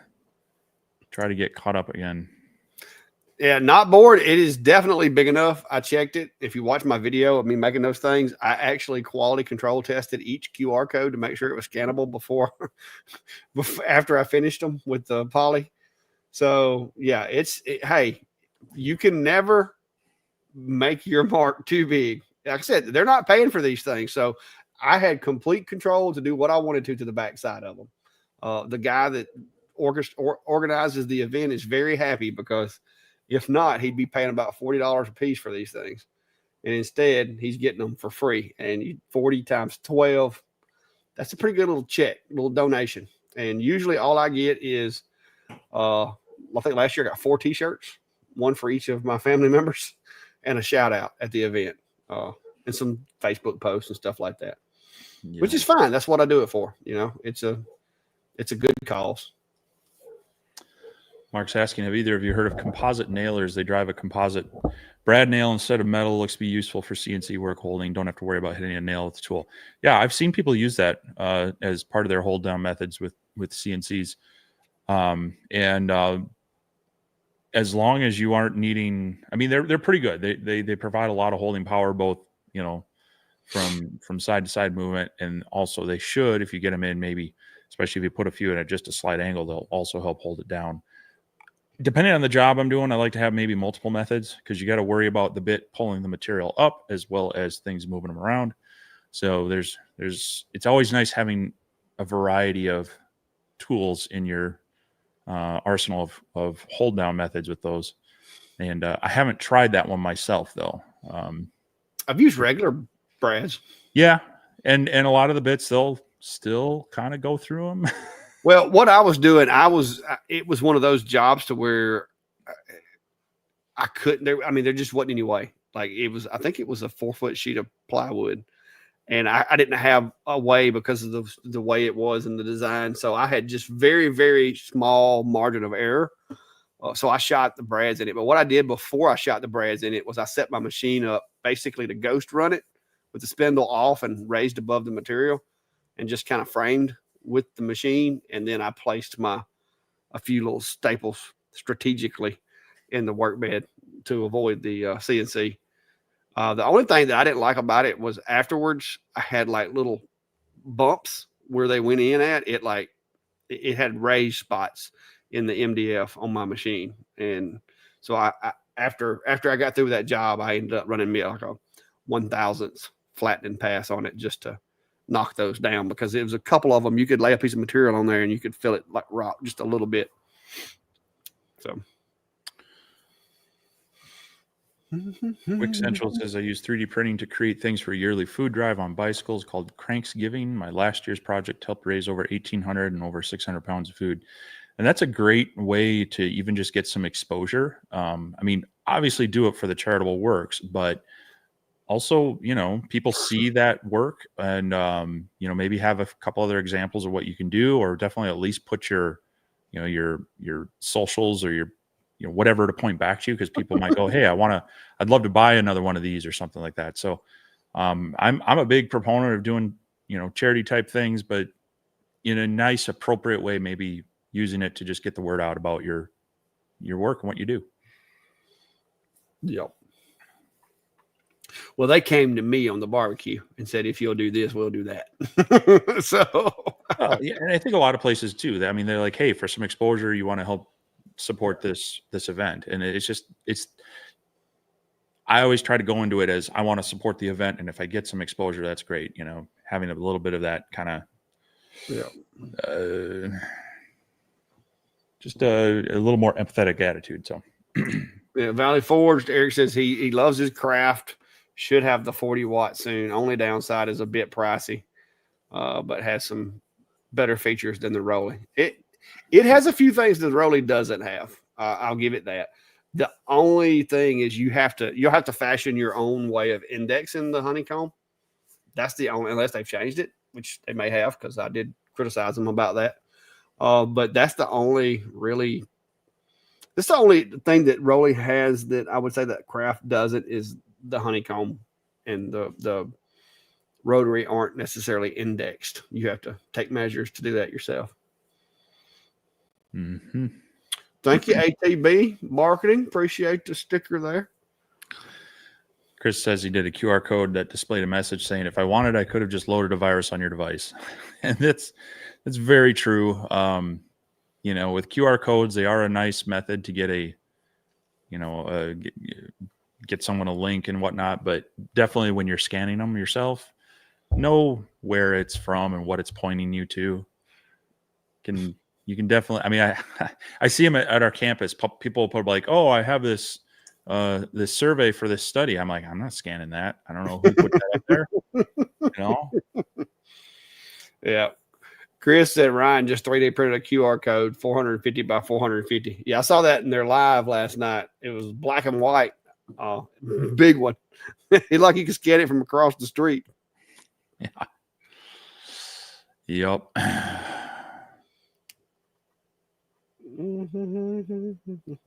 So Jerry's comment is, I think if a quality company could come up with a laser with a diode and CO2, it would sell like crazy. You'd have the best of both worlds. What are your thoughts on that? I would love if they had it to where if you have one machine, and let's say you could either have just blue diode, you could have CO2, you could have a UV, you could just change the source out on it and have it operate using a fiber optic cable, kind of like these guys do, but be kind of like a CO2, but without the mirrors. You know what I mean? To where the source is in the back, and then that way you get a lighter weight head that can move faster. I think that would be a great innovation, but I'm sure there's some limitations with using fiber optics for certain wavelengths, probably. I don't know the science about it, but I do think that would be awesome. Like where you could literally just go in the back of the machine and you had like a fiber optic coupler that you could literally just uncouple one source and another one would couple right into it, and you could go right back to work, not have to align anything. It would just be going from a blue to a CO2 to a fiber to a UV, just have whatever source and have a fiber optic cable ran just like you would the water lines for the water cooled ones, and be able to order it with, it's the same machine, whether you order a CO2 source or a blue diode source or whatever. And if you really want to get freaky with it, they could come up with a cylinder, kind of like a revolver pistol, to where you had the 4 different sources and it would revolve. Basically, each fiber optic cable would rotate and it would, breach the blue or the CO2 or the fiber or whatever. So simply by rotating this revolver cylinder type thing, it would change the laser that was being directed through the fiber optic cable down onto the material. That, if Clack Shack could build a laser, is how I would want to build a laser, to where you could just tell it, okay, CO2, fiber, blue, whatever. And if you didn't, like if you wanted to buy the machine, but you only wanted one source, then you wouldn't have to buy the coupler device and you wouldn't have to buy but one source. But if you wanted multiple sources, then you would buy the coupler and buy the sources and stack them in there. Now, that would be an engineering feat, but it would be awesome. I think it would be interesting to see if it could be done. I don't know that it is practical or cost effective. And I feel like too many of the other, you're not going to use a gantry style laser to do the crystal engravings with a raising Z axis. No, but you could use a UV to do like larger plastics or larger, like that. What is that stuff that everybody PHP or whatever they're using on CO2s on CNCs now? So you could UV, CO2.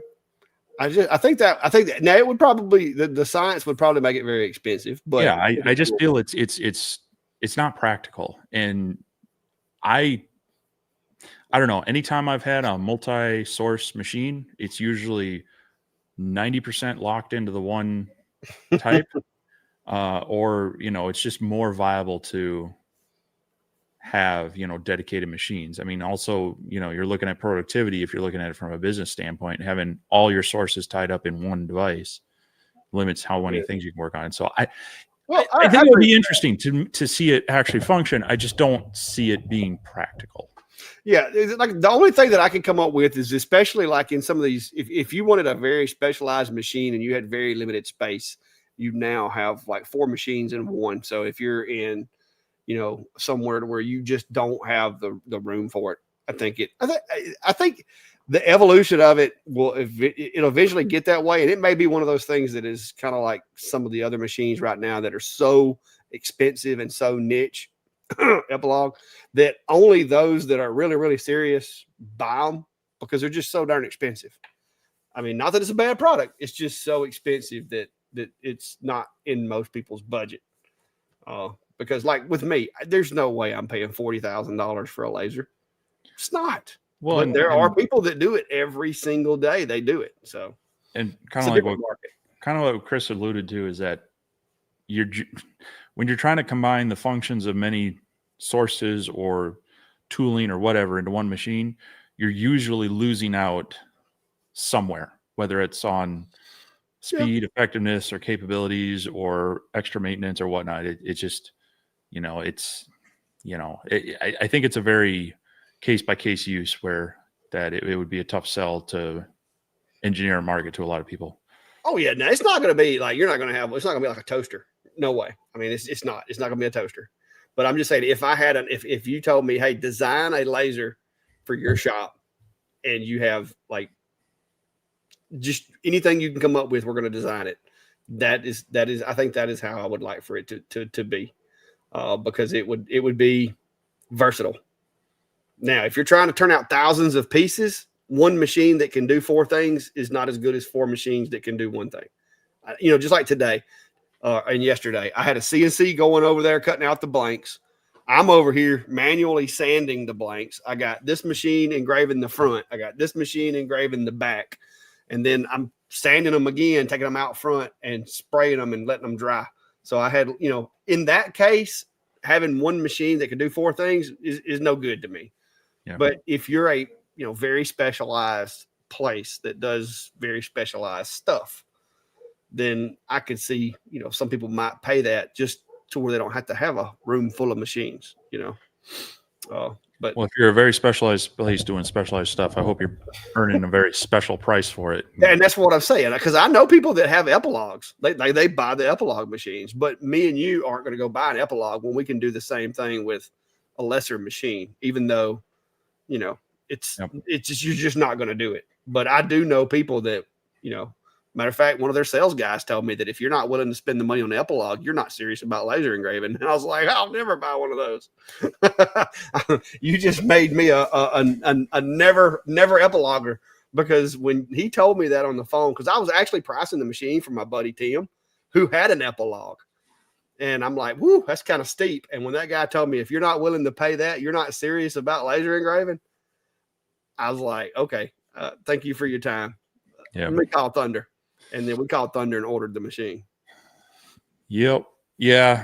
Having too big of an ego is a turnoff for me. I'll take my business elsewhere. Yeah. Ryan, as you've noted, it's now actually 6-9, and anyone who knows anything about Vikings knows they do not play all 4 quarters, so I'm not worried yet. And also, how did Washington do the other night? I forget. I don't know. I don't watch football. Well, he probably knows. I'm too busy watching Steve. I was sitting in here today trying to get some work done, and Steve was over here talking about his lasers and stuff. Mike's asking, what's your alternative to Cermark spray? I bought a 2.0 can, and it's legit stuff, but expensive. It is expensive. I don't have an alternative. I mean, I've also used Brilliance, and I need to test like the Monport and the X tool. They're all very similar and have a slightly different price point, but they're all pretty close. The thing is, you're getting consistency. It's easy to use, and a little bit goes a long way. So you just got to factor it into the cost of your project. I don't really care for a lot of the alternatives. Yeah, you can do stainless steel raw, but it's kind of that brownish black tint to it. I don't like using chemicals that I need to use another chemical to clean off, or something that's going to possibly create more noxious fumes. Whether I'm venting it or not, someone's going to deal with them. So I just stick with it, but I factored into the price of what I'm doing. Because it is, like I say, once you get it dialed in, it's just consistent. And I've got mugs that or stainless steel cups that I marked with my CO2 like 9 years ago that have held up to a lot of hand washing and dishwashing. So yeah, I trust the stuff. Yeah, well, it's like you said, for the most part, the generic brands are the similar formula. I mean, it all revolves around titanium dioxide and some kind of binder that they put in there or whatever. If you want to try to get it cheaper, if you'll shop around between Omtech, Monport, Brilliance, and just see which one's on sale and which one got the better price. But at the end of the day, I've used Surmark. I've tried other stuff. I've tried the airbrush approach. I've tried the painted on. I've tried the films. I've tried spray paint. I've tried most everything. And when you start messing up blanks, experimenting or trying something else, and you realize that the money you spent messing up blanks, you could have bought a bottle of Surmark for, you'll be like, all right, let me get some Surmark, because that's what happened with me. I started, cracking glasses or busting glass, or just having like half of the engrave would stay and half of it would come off, or either I had brush lines, and I'm like, you know what? I'm just sticking with Surmark because it works. It is expensive, but once you learn how to apply it and use only what is needed, it goes a long way. So. Yeah, and that's one of those things I put on like my Amazon shopping list. And when their Prime Day deals and Black Friday deals, whatever come up, that's the time to like look at, okay, what are some of the consumables or maybe the blanks that I want to have on hand, whether it's from them or other companies. That's a good time to stock up, and grab them at a little bit of a discount. So yeah, because that's $100 bill right there. And this one's about half full. But like I said, it's you kind of like what you said. You got to work it into your price, and you will. It's a little bit of sticker shock when you buy it, but in the long run, it'll benefit you. This is one I have out here. I've had pretty good luck with the Brilliant stuff as well. Here's another QR code if you want to just randomly scan it. But yeah, it's one of those buy it, cry, and then just be happy it works for me anyway. Yeah. Jerry says, in the winter, do you find that the intake, cold air coming into your enclosure causes precipitation problems for you? I really like that option, but wondering about precipitation. I haven't had any problems here with my setup, with my situation. I keep in mind, I'm 500 and something feet in elevation. So like at night, in the afternoons, when, the clouds settle, so to speak, and the moisture comes down, there's a valley all around me. So it's not like I'm in a valley to where I've got like fog hanging in my, even with my shop, it's all the fog's down below me. So I haven't had any issues and it doesn't really get too cold here. Generally, it's not like Steve's place where it gets down to 50 below or anything. Now there's times where, it like I would rather do that than have it pull cold air in here at times. But I haven't seen any issues with it so far. I have more problems with water getting into my air assist air compressor than I do that so far. But that is definitely something in cold air environments to consider, especially with CO2 machines. Condensation can cause arcing, can cause all sorts of issues with it. So definitely best to let your machine and equipment come up to temp and hopefully not shock it with too much of a temperature differential between the air and its operating stuff. So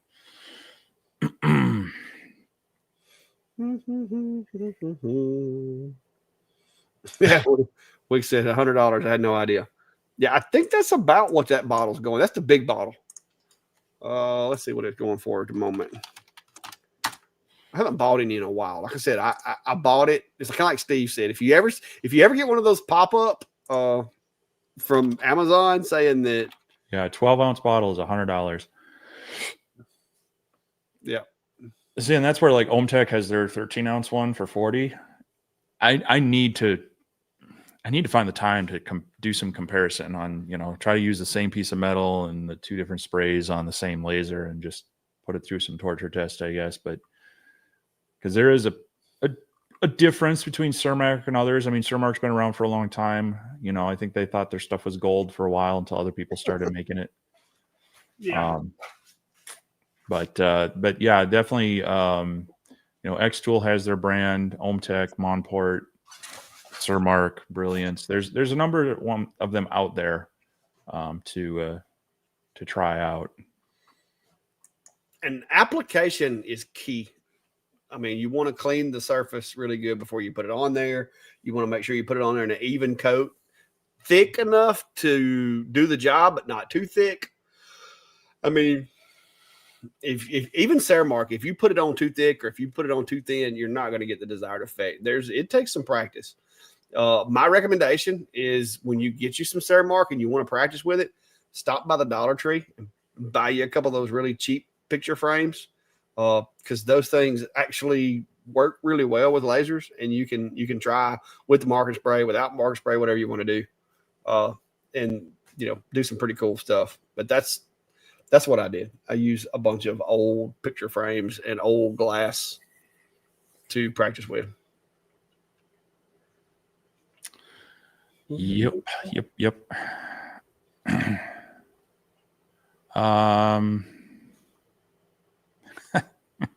Greg's wondering if I added any new glues to my collection. I'm sure he has. He's just not going to tell you. I'm trying to think of if I've used anything new recently. I don't think I have. It's not since the what's the last one I showed using Weldon or acrylic, I think. But I'll let you know. Yeah. Definitely good to use the right adhesive for the right job. There's you one that I have no input for that one. I ain't never seen 10 degrees below. So I have the advantage of a couple different spaces I can work in. And so I have the shop here, which is a standalone building. I do have power run out here, obviously, but I don't have like natural gas plumbed in. I do have a standalone heater that does it does a pretty good job to keep things warm enough. And interestingly enough is that when you get into winter here in the workshop, if I get above 65, I start getting too warm. So I try to get it above that 60 degree where wood glues will work nice, but not get it too warm in here. Now, of course, if I'm exhausting air out, I'm having to replace it. So it does bring in some air, but kind of just keeping I keep it at a higher temp than, I don't let it get down to freezing in here. So you kind of have that natural mass of heat that doesn't cool. It doesn't like just instantly drop down to like, 0 degrees. And my air inlet is not right by my laser. So by the time it kind of gets to where it's pulling it in the air, it's kind of evened out a bit. So now the first year I had this shop built, it was more of a garage and cars were parked in here and snow would melt. And that's when I found out it was a little too sealed. And that's where I was having more of like a moisture issue in here. But now when it gets super cold, I generally will try not to do big jobs that I have to exhaust a lot of air out of here, because it just costs a lot more to keep things conditioned up here. If I can, I will run it out of my basement. I have an older home. It is not sealed as well as newer homes, which is actually kind of good because, air gets circulated. But there it's, I've got my main furnace running. I don't see as much of a drop, and, we just normally have some air circulating in and out of the house no matter what. So I don't see too much of an issue with that, because it's not like I don't have like just one solid inlet bringing in a mass of cold air. It's seeping in from all the cracks and crevices around windows and doors and such. But definitely something to be concerned about. You see this comment right here? Yeah. They're not wrong, but we have been trying to get Steve a mini split for about a year now, which I think mine either I don't know if it's what's going on, but mine says it's 76.8 in here, but it's 36% humidity right now inside the shop. I have bumped mine up to 72 because the other night I was in here and my feet were getting cold. But but my mini split runs all the time and it is nice. Now it costs me about $6 a day to run my air conditioner all the time. But considering that this building is very drafty, I think that's pretty good, all things considered. And it makes things a lot more comfortable and it keeps the moisture down. Like I said, I'm at 36% in Alabama, and that's almost unheard of here where I'm at. So it's very the mini split has multiple benefits. It not only does it heat and cool, but it also dehumidifies, which is a good thing. And that's the part I need it more for in summer, is if it can keep the humidity in check. I think there was maybe one time I came out here and it was hitting 80. But yeah, you were whining about it. It was like it was also like in the 70s for humidity because we were just getting dumped on with rain. So it was uncomfortable because it's just, you don't have air moving in here, and if I open up things, it's going to get even warmer. So, oh yeah, if you ain't got no air moving at all, it'll get muggy quick. So yeah, it's more for just a little bit of cooling, but mostly for dehumidification, and it would add some heating down to some temps. And that's part of my problem is a lot of the kind of self-install ones find a nice average. Whereas if I want one of the dedicated northern climate ones, I believe Mr. Cool said when we talked with them at CES, they were coming out with one this year. I just haven't, I don't have I don't have the space set up to even put it on the wall right now or the area outside. It's just, wasn't there going to be some electrical needs as well? Yeah, I mean, where I would put it, it's pretty close to the panel anyway, and yeah, I wired this whole garage. I have a couple friends who are electricians. That's not, other than paying for copper these days, I'm pretty sure for that 5-foot run of cable, I'd probably have to be taking out a mortgage. But no, it's not impossible. It's just, it's a lot of logistics to do. And this just hasn't been the year for a lot of things for me. Yeah. Yep. Mm-hmm. See you, Brian. We're gonna stay on him about his heating and cooling up there. Robbie says Steve gets all the toys except for a mini split. It's true. Yeah. Mr. Yuffie. Yeah. What's up? Ballard says, in my shop, I also use horizontal surface, which, mercy, some call floor for storage. Yeah, I don't have enough floor space left. Like I've went vertical, horizontal. Like I'm about full. I can't expand any further. So, yeah. So this is the original question from that. Do I have any horizontal space in that shop? Mm-hmm. Yes, but I have got the Glacier on my assembly table right now, and that's the thing that I usually move around to do certain things on. So sure, I could put something here, but then I'd have trouble. Like this right now is blocking my table saw. It's in the way because I have had to move things around for some of the recent stuff. What I really wish I had is I wish I had space for a wood shed, so that I could get a lot of that out of here. I just don't have anywhere to store it besides, I mean, I could go pay to rent a storage unit, but then why would I even have this stuff? Because then I would just be paying more and more for it every month that I'm not using it. So yeah, that's needs to be well, some of the projects need to happen. Some of the projects are no longer in the works and it's just there for material for the future.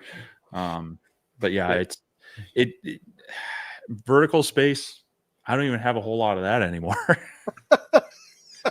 It's pretty bad. I mean, if I could attach it to the ceiling, even though I don't think you can attach a mini split to the ceiling because it has to drain. Like the water has to drain out of it. That wouldn't work. You'd have to build like a little mini wall, like a half wall to mount it to. Like, let's see, I'm not showing anything I shouldn't, should I? Oh, there we go. Focus. Yeah. See, my ceiling gets filled with airplanes and such up in the corners of things. So there's not a lot of extra. Robbie said you could build a wood shop with all the wood. The problem is, living in the city, you gotta play by the city rules. I cannot put any more non-permeable coverage on my lot. So anything I put out there has to be temporary. So I have to look into what sort of shed. If it was on stilts, would that count? Well, I think it's more of like what kind of foundation it has. So I think if it's like maybe if it's like one of those Rubbermaid sheds, or maybe even like a wooden shed that's is small enough to not require foundation, maybe. But yeah, it's basically they're like you can't build anymore on your. I can't even put like. So what you saying is you're gonna have to start on the second floor to Ventari's workshop. Well, if I would, when I built this, I wasn't even planning on this expense. If I would have had the forethought to put in the foundation and the footers to support a second story on here, sure, maybe. But saying it ain't up to code for that. No, I'd have to tear the whole thing down and put more than the slab and the stuff I've got there. So. Well, Ballard is saying Jared, I do have an enclosed trailer. It's filled with other things. Ballard's saying that Mr. Cool has a ceiling mount one. They do, That'd but be cool. Then you still have to. Well, maybe since you have a shop in your basement and you have a office and then you have a shop outside, maybe you just do you have a keeping problem? Is it not a space problem but a keeping problem? Maybe you just keeping too much stuff. Maybe. I don't know. Well, the problem is I can't move a table saw. Yeah, that's not going to I could, but it would either break me or something moving a table saw into the base. I mean, that's the problem is some of the more traditional woodworking things. So, but yeah, I mean, I do know people who have stored and dried lumber in their basements up here. Yeah. Well, you can put it in your attic. You have an attic in your shop right there? No, not anything that's workable for storing large wood. Well, sounds like you just need to get to building some stuff. No, I'm not a candidate for hoarders.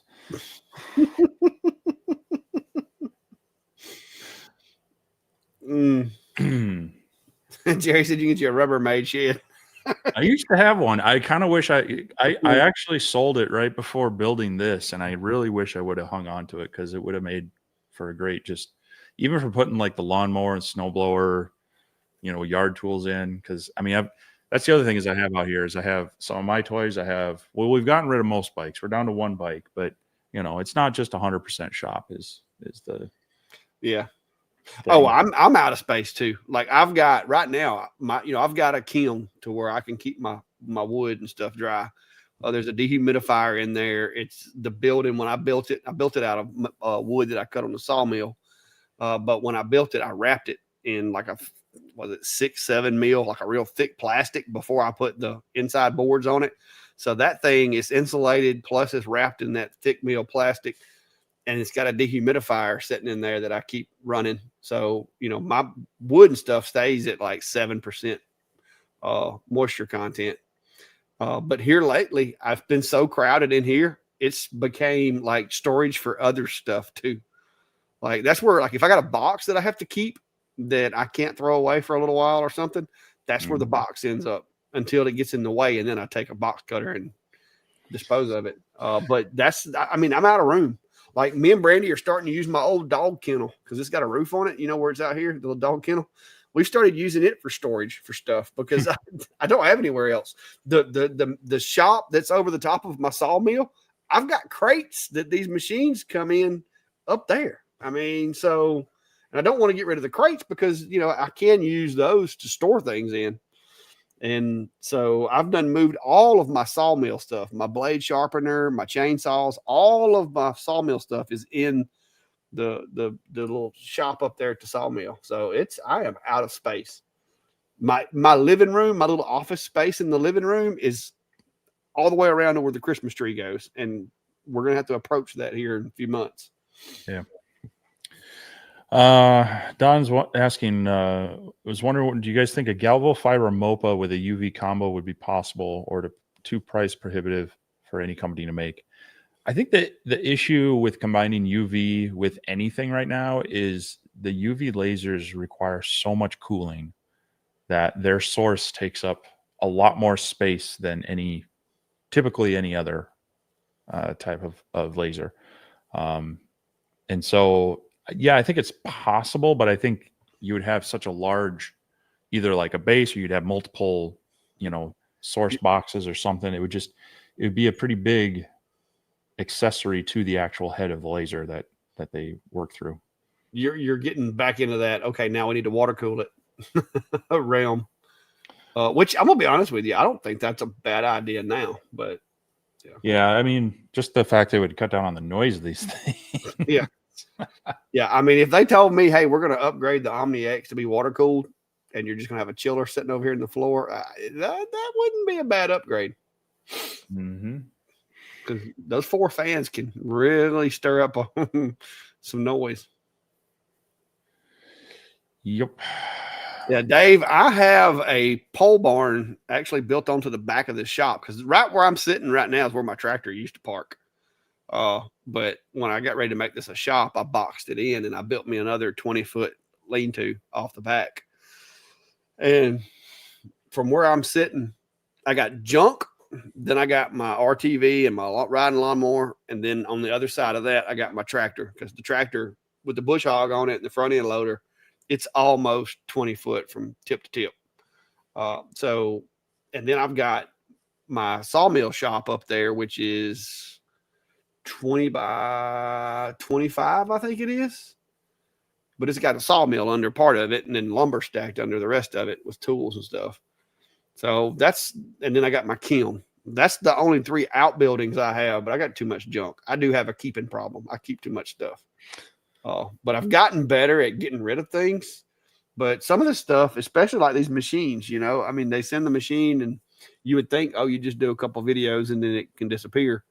That's not always the case, because they want you to, okay, we're going to come out with this peripheral. And then 2 months later, we're going to have this peripheral. And then 2 months later, we're going to have this peripheral. And so you end up having to long-term store these things in their original configuration, which can sometimes present challenges.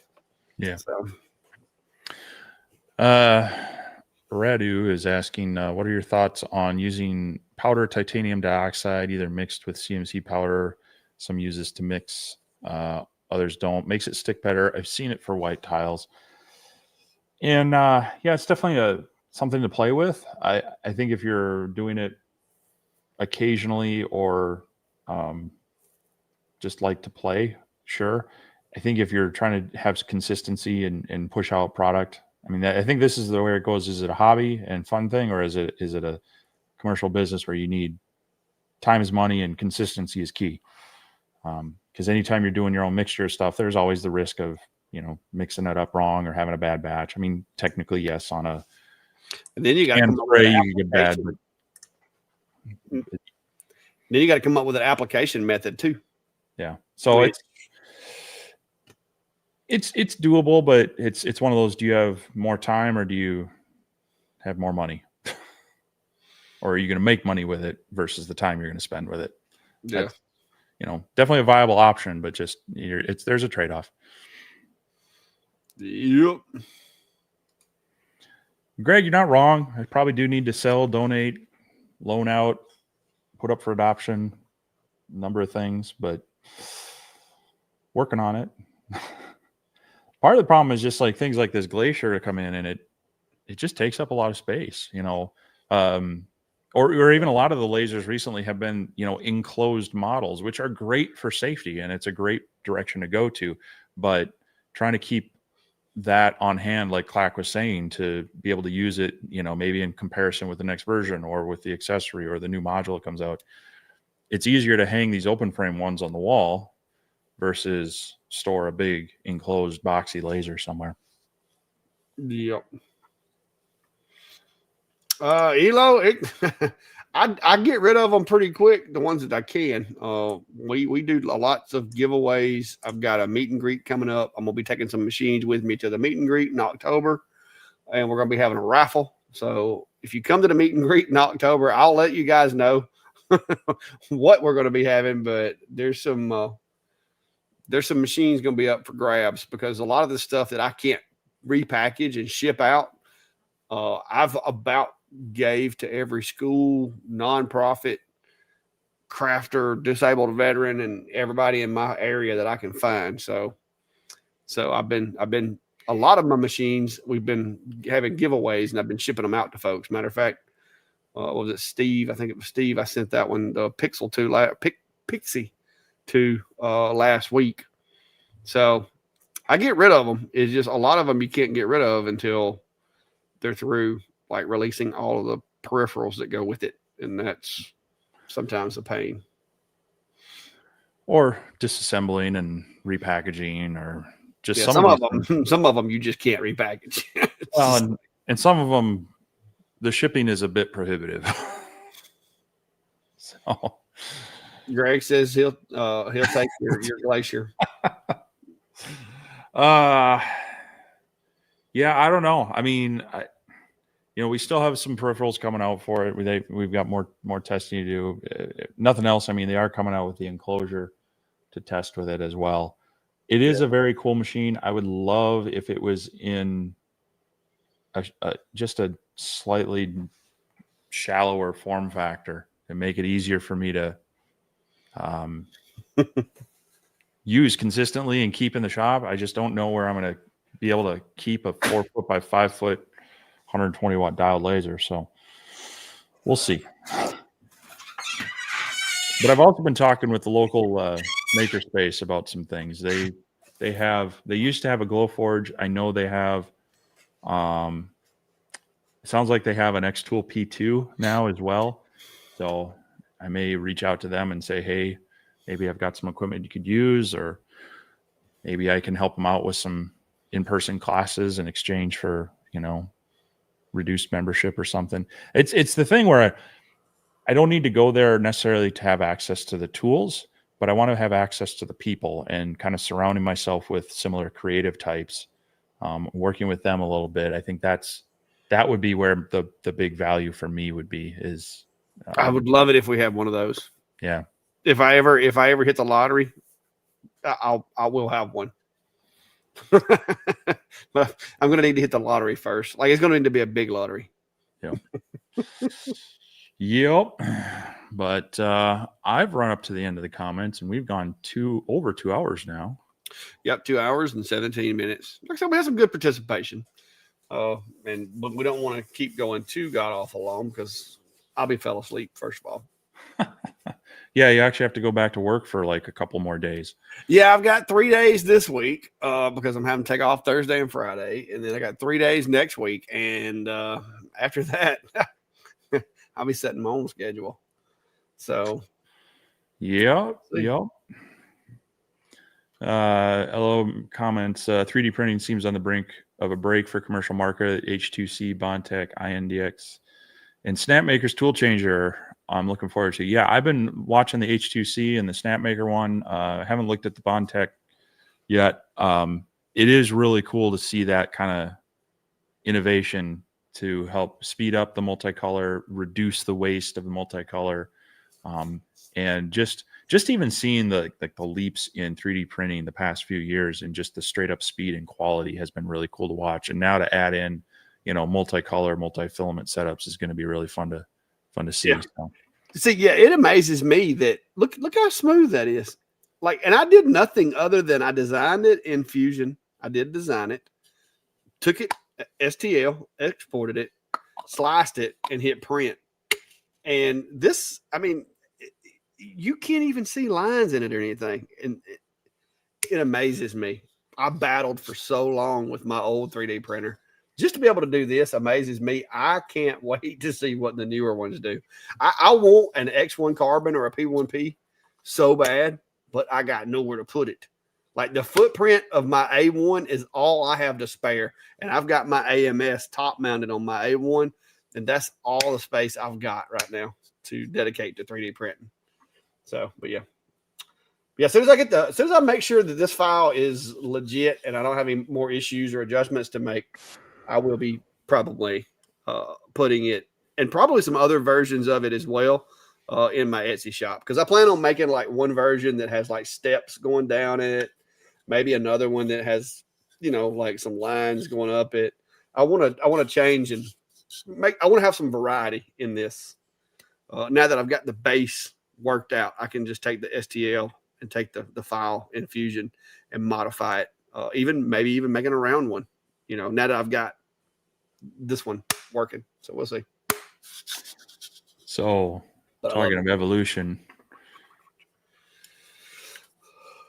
that is the old printer bot that I built with my boys years ago, doing a 3D print. Oh my gosh. Yeah. That looks rough. Oh, it was. Even just getting that first layer adhesion was rough, That's when you had to have the glue stick. Oh, yeah, definitely. Some 3M spray, a glue stick. So yeah, things have come a long way. No, Jerry, I didn't want to waste the orange. So I used the white.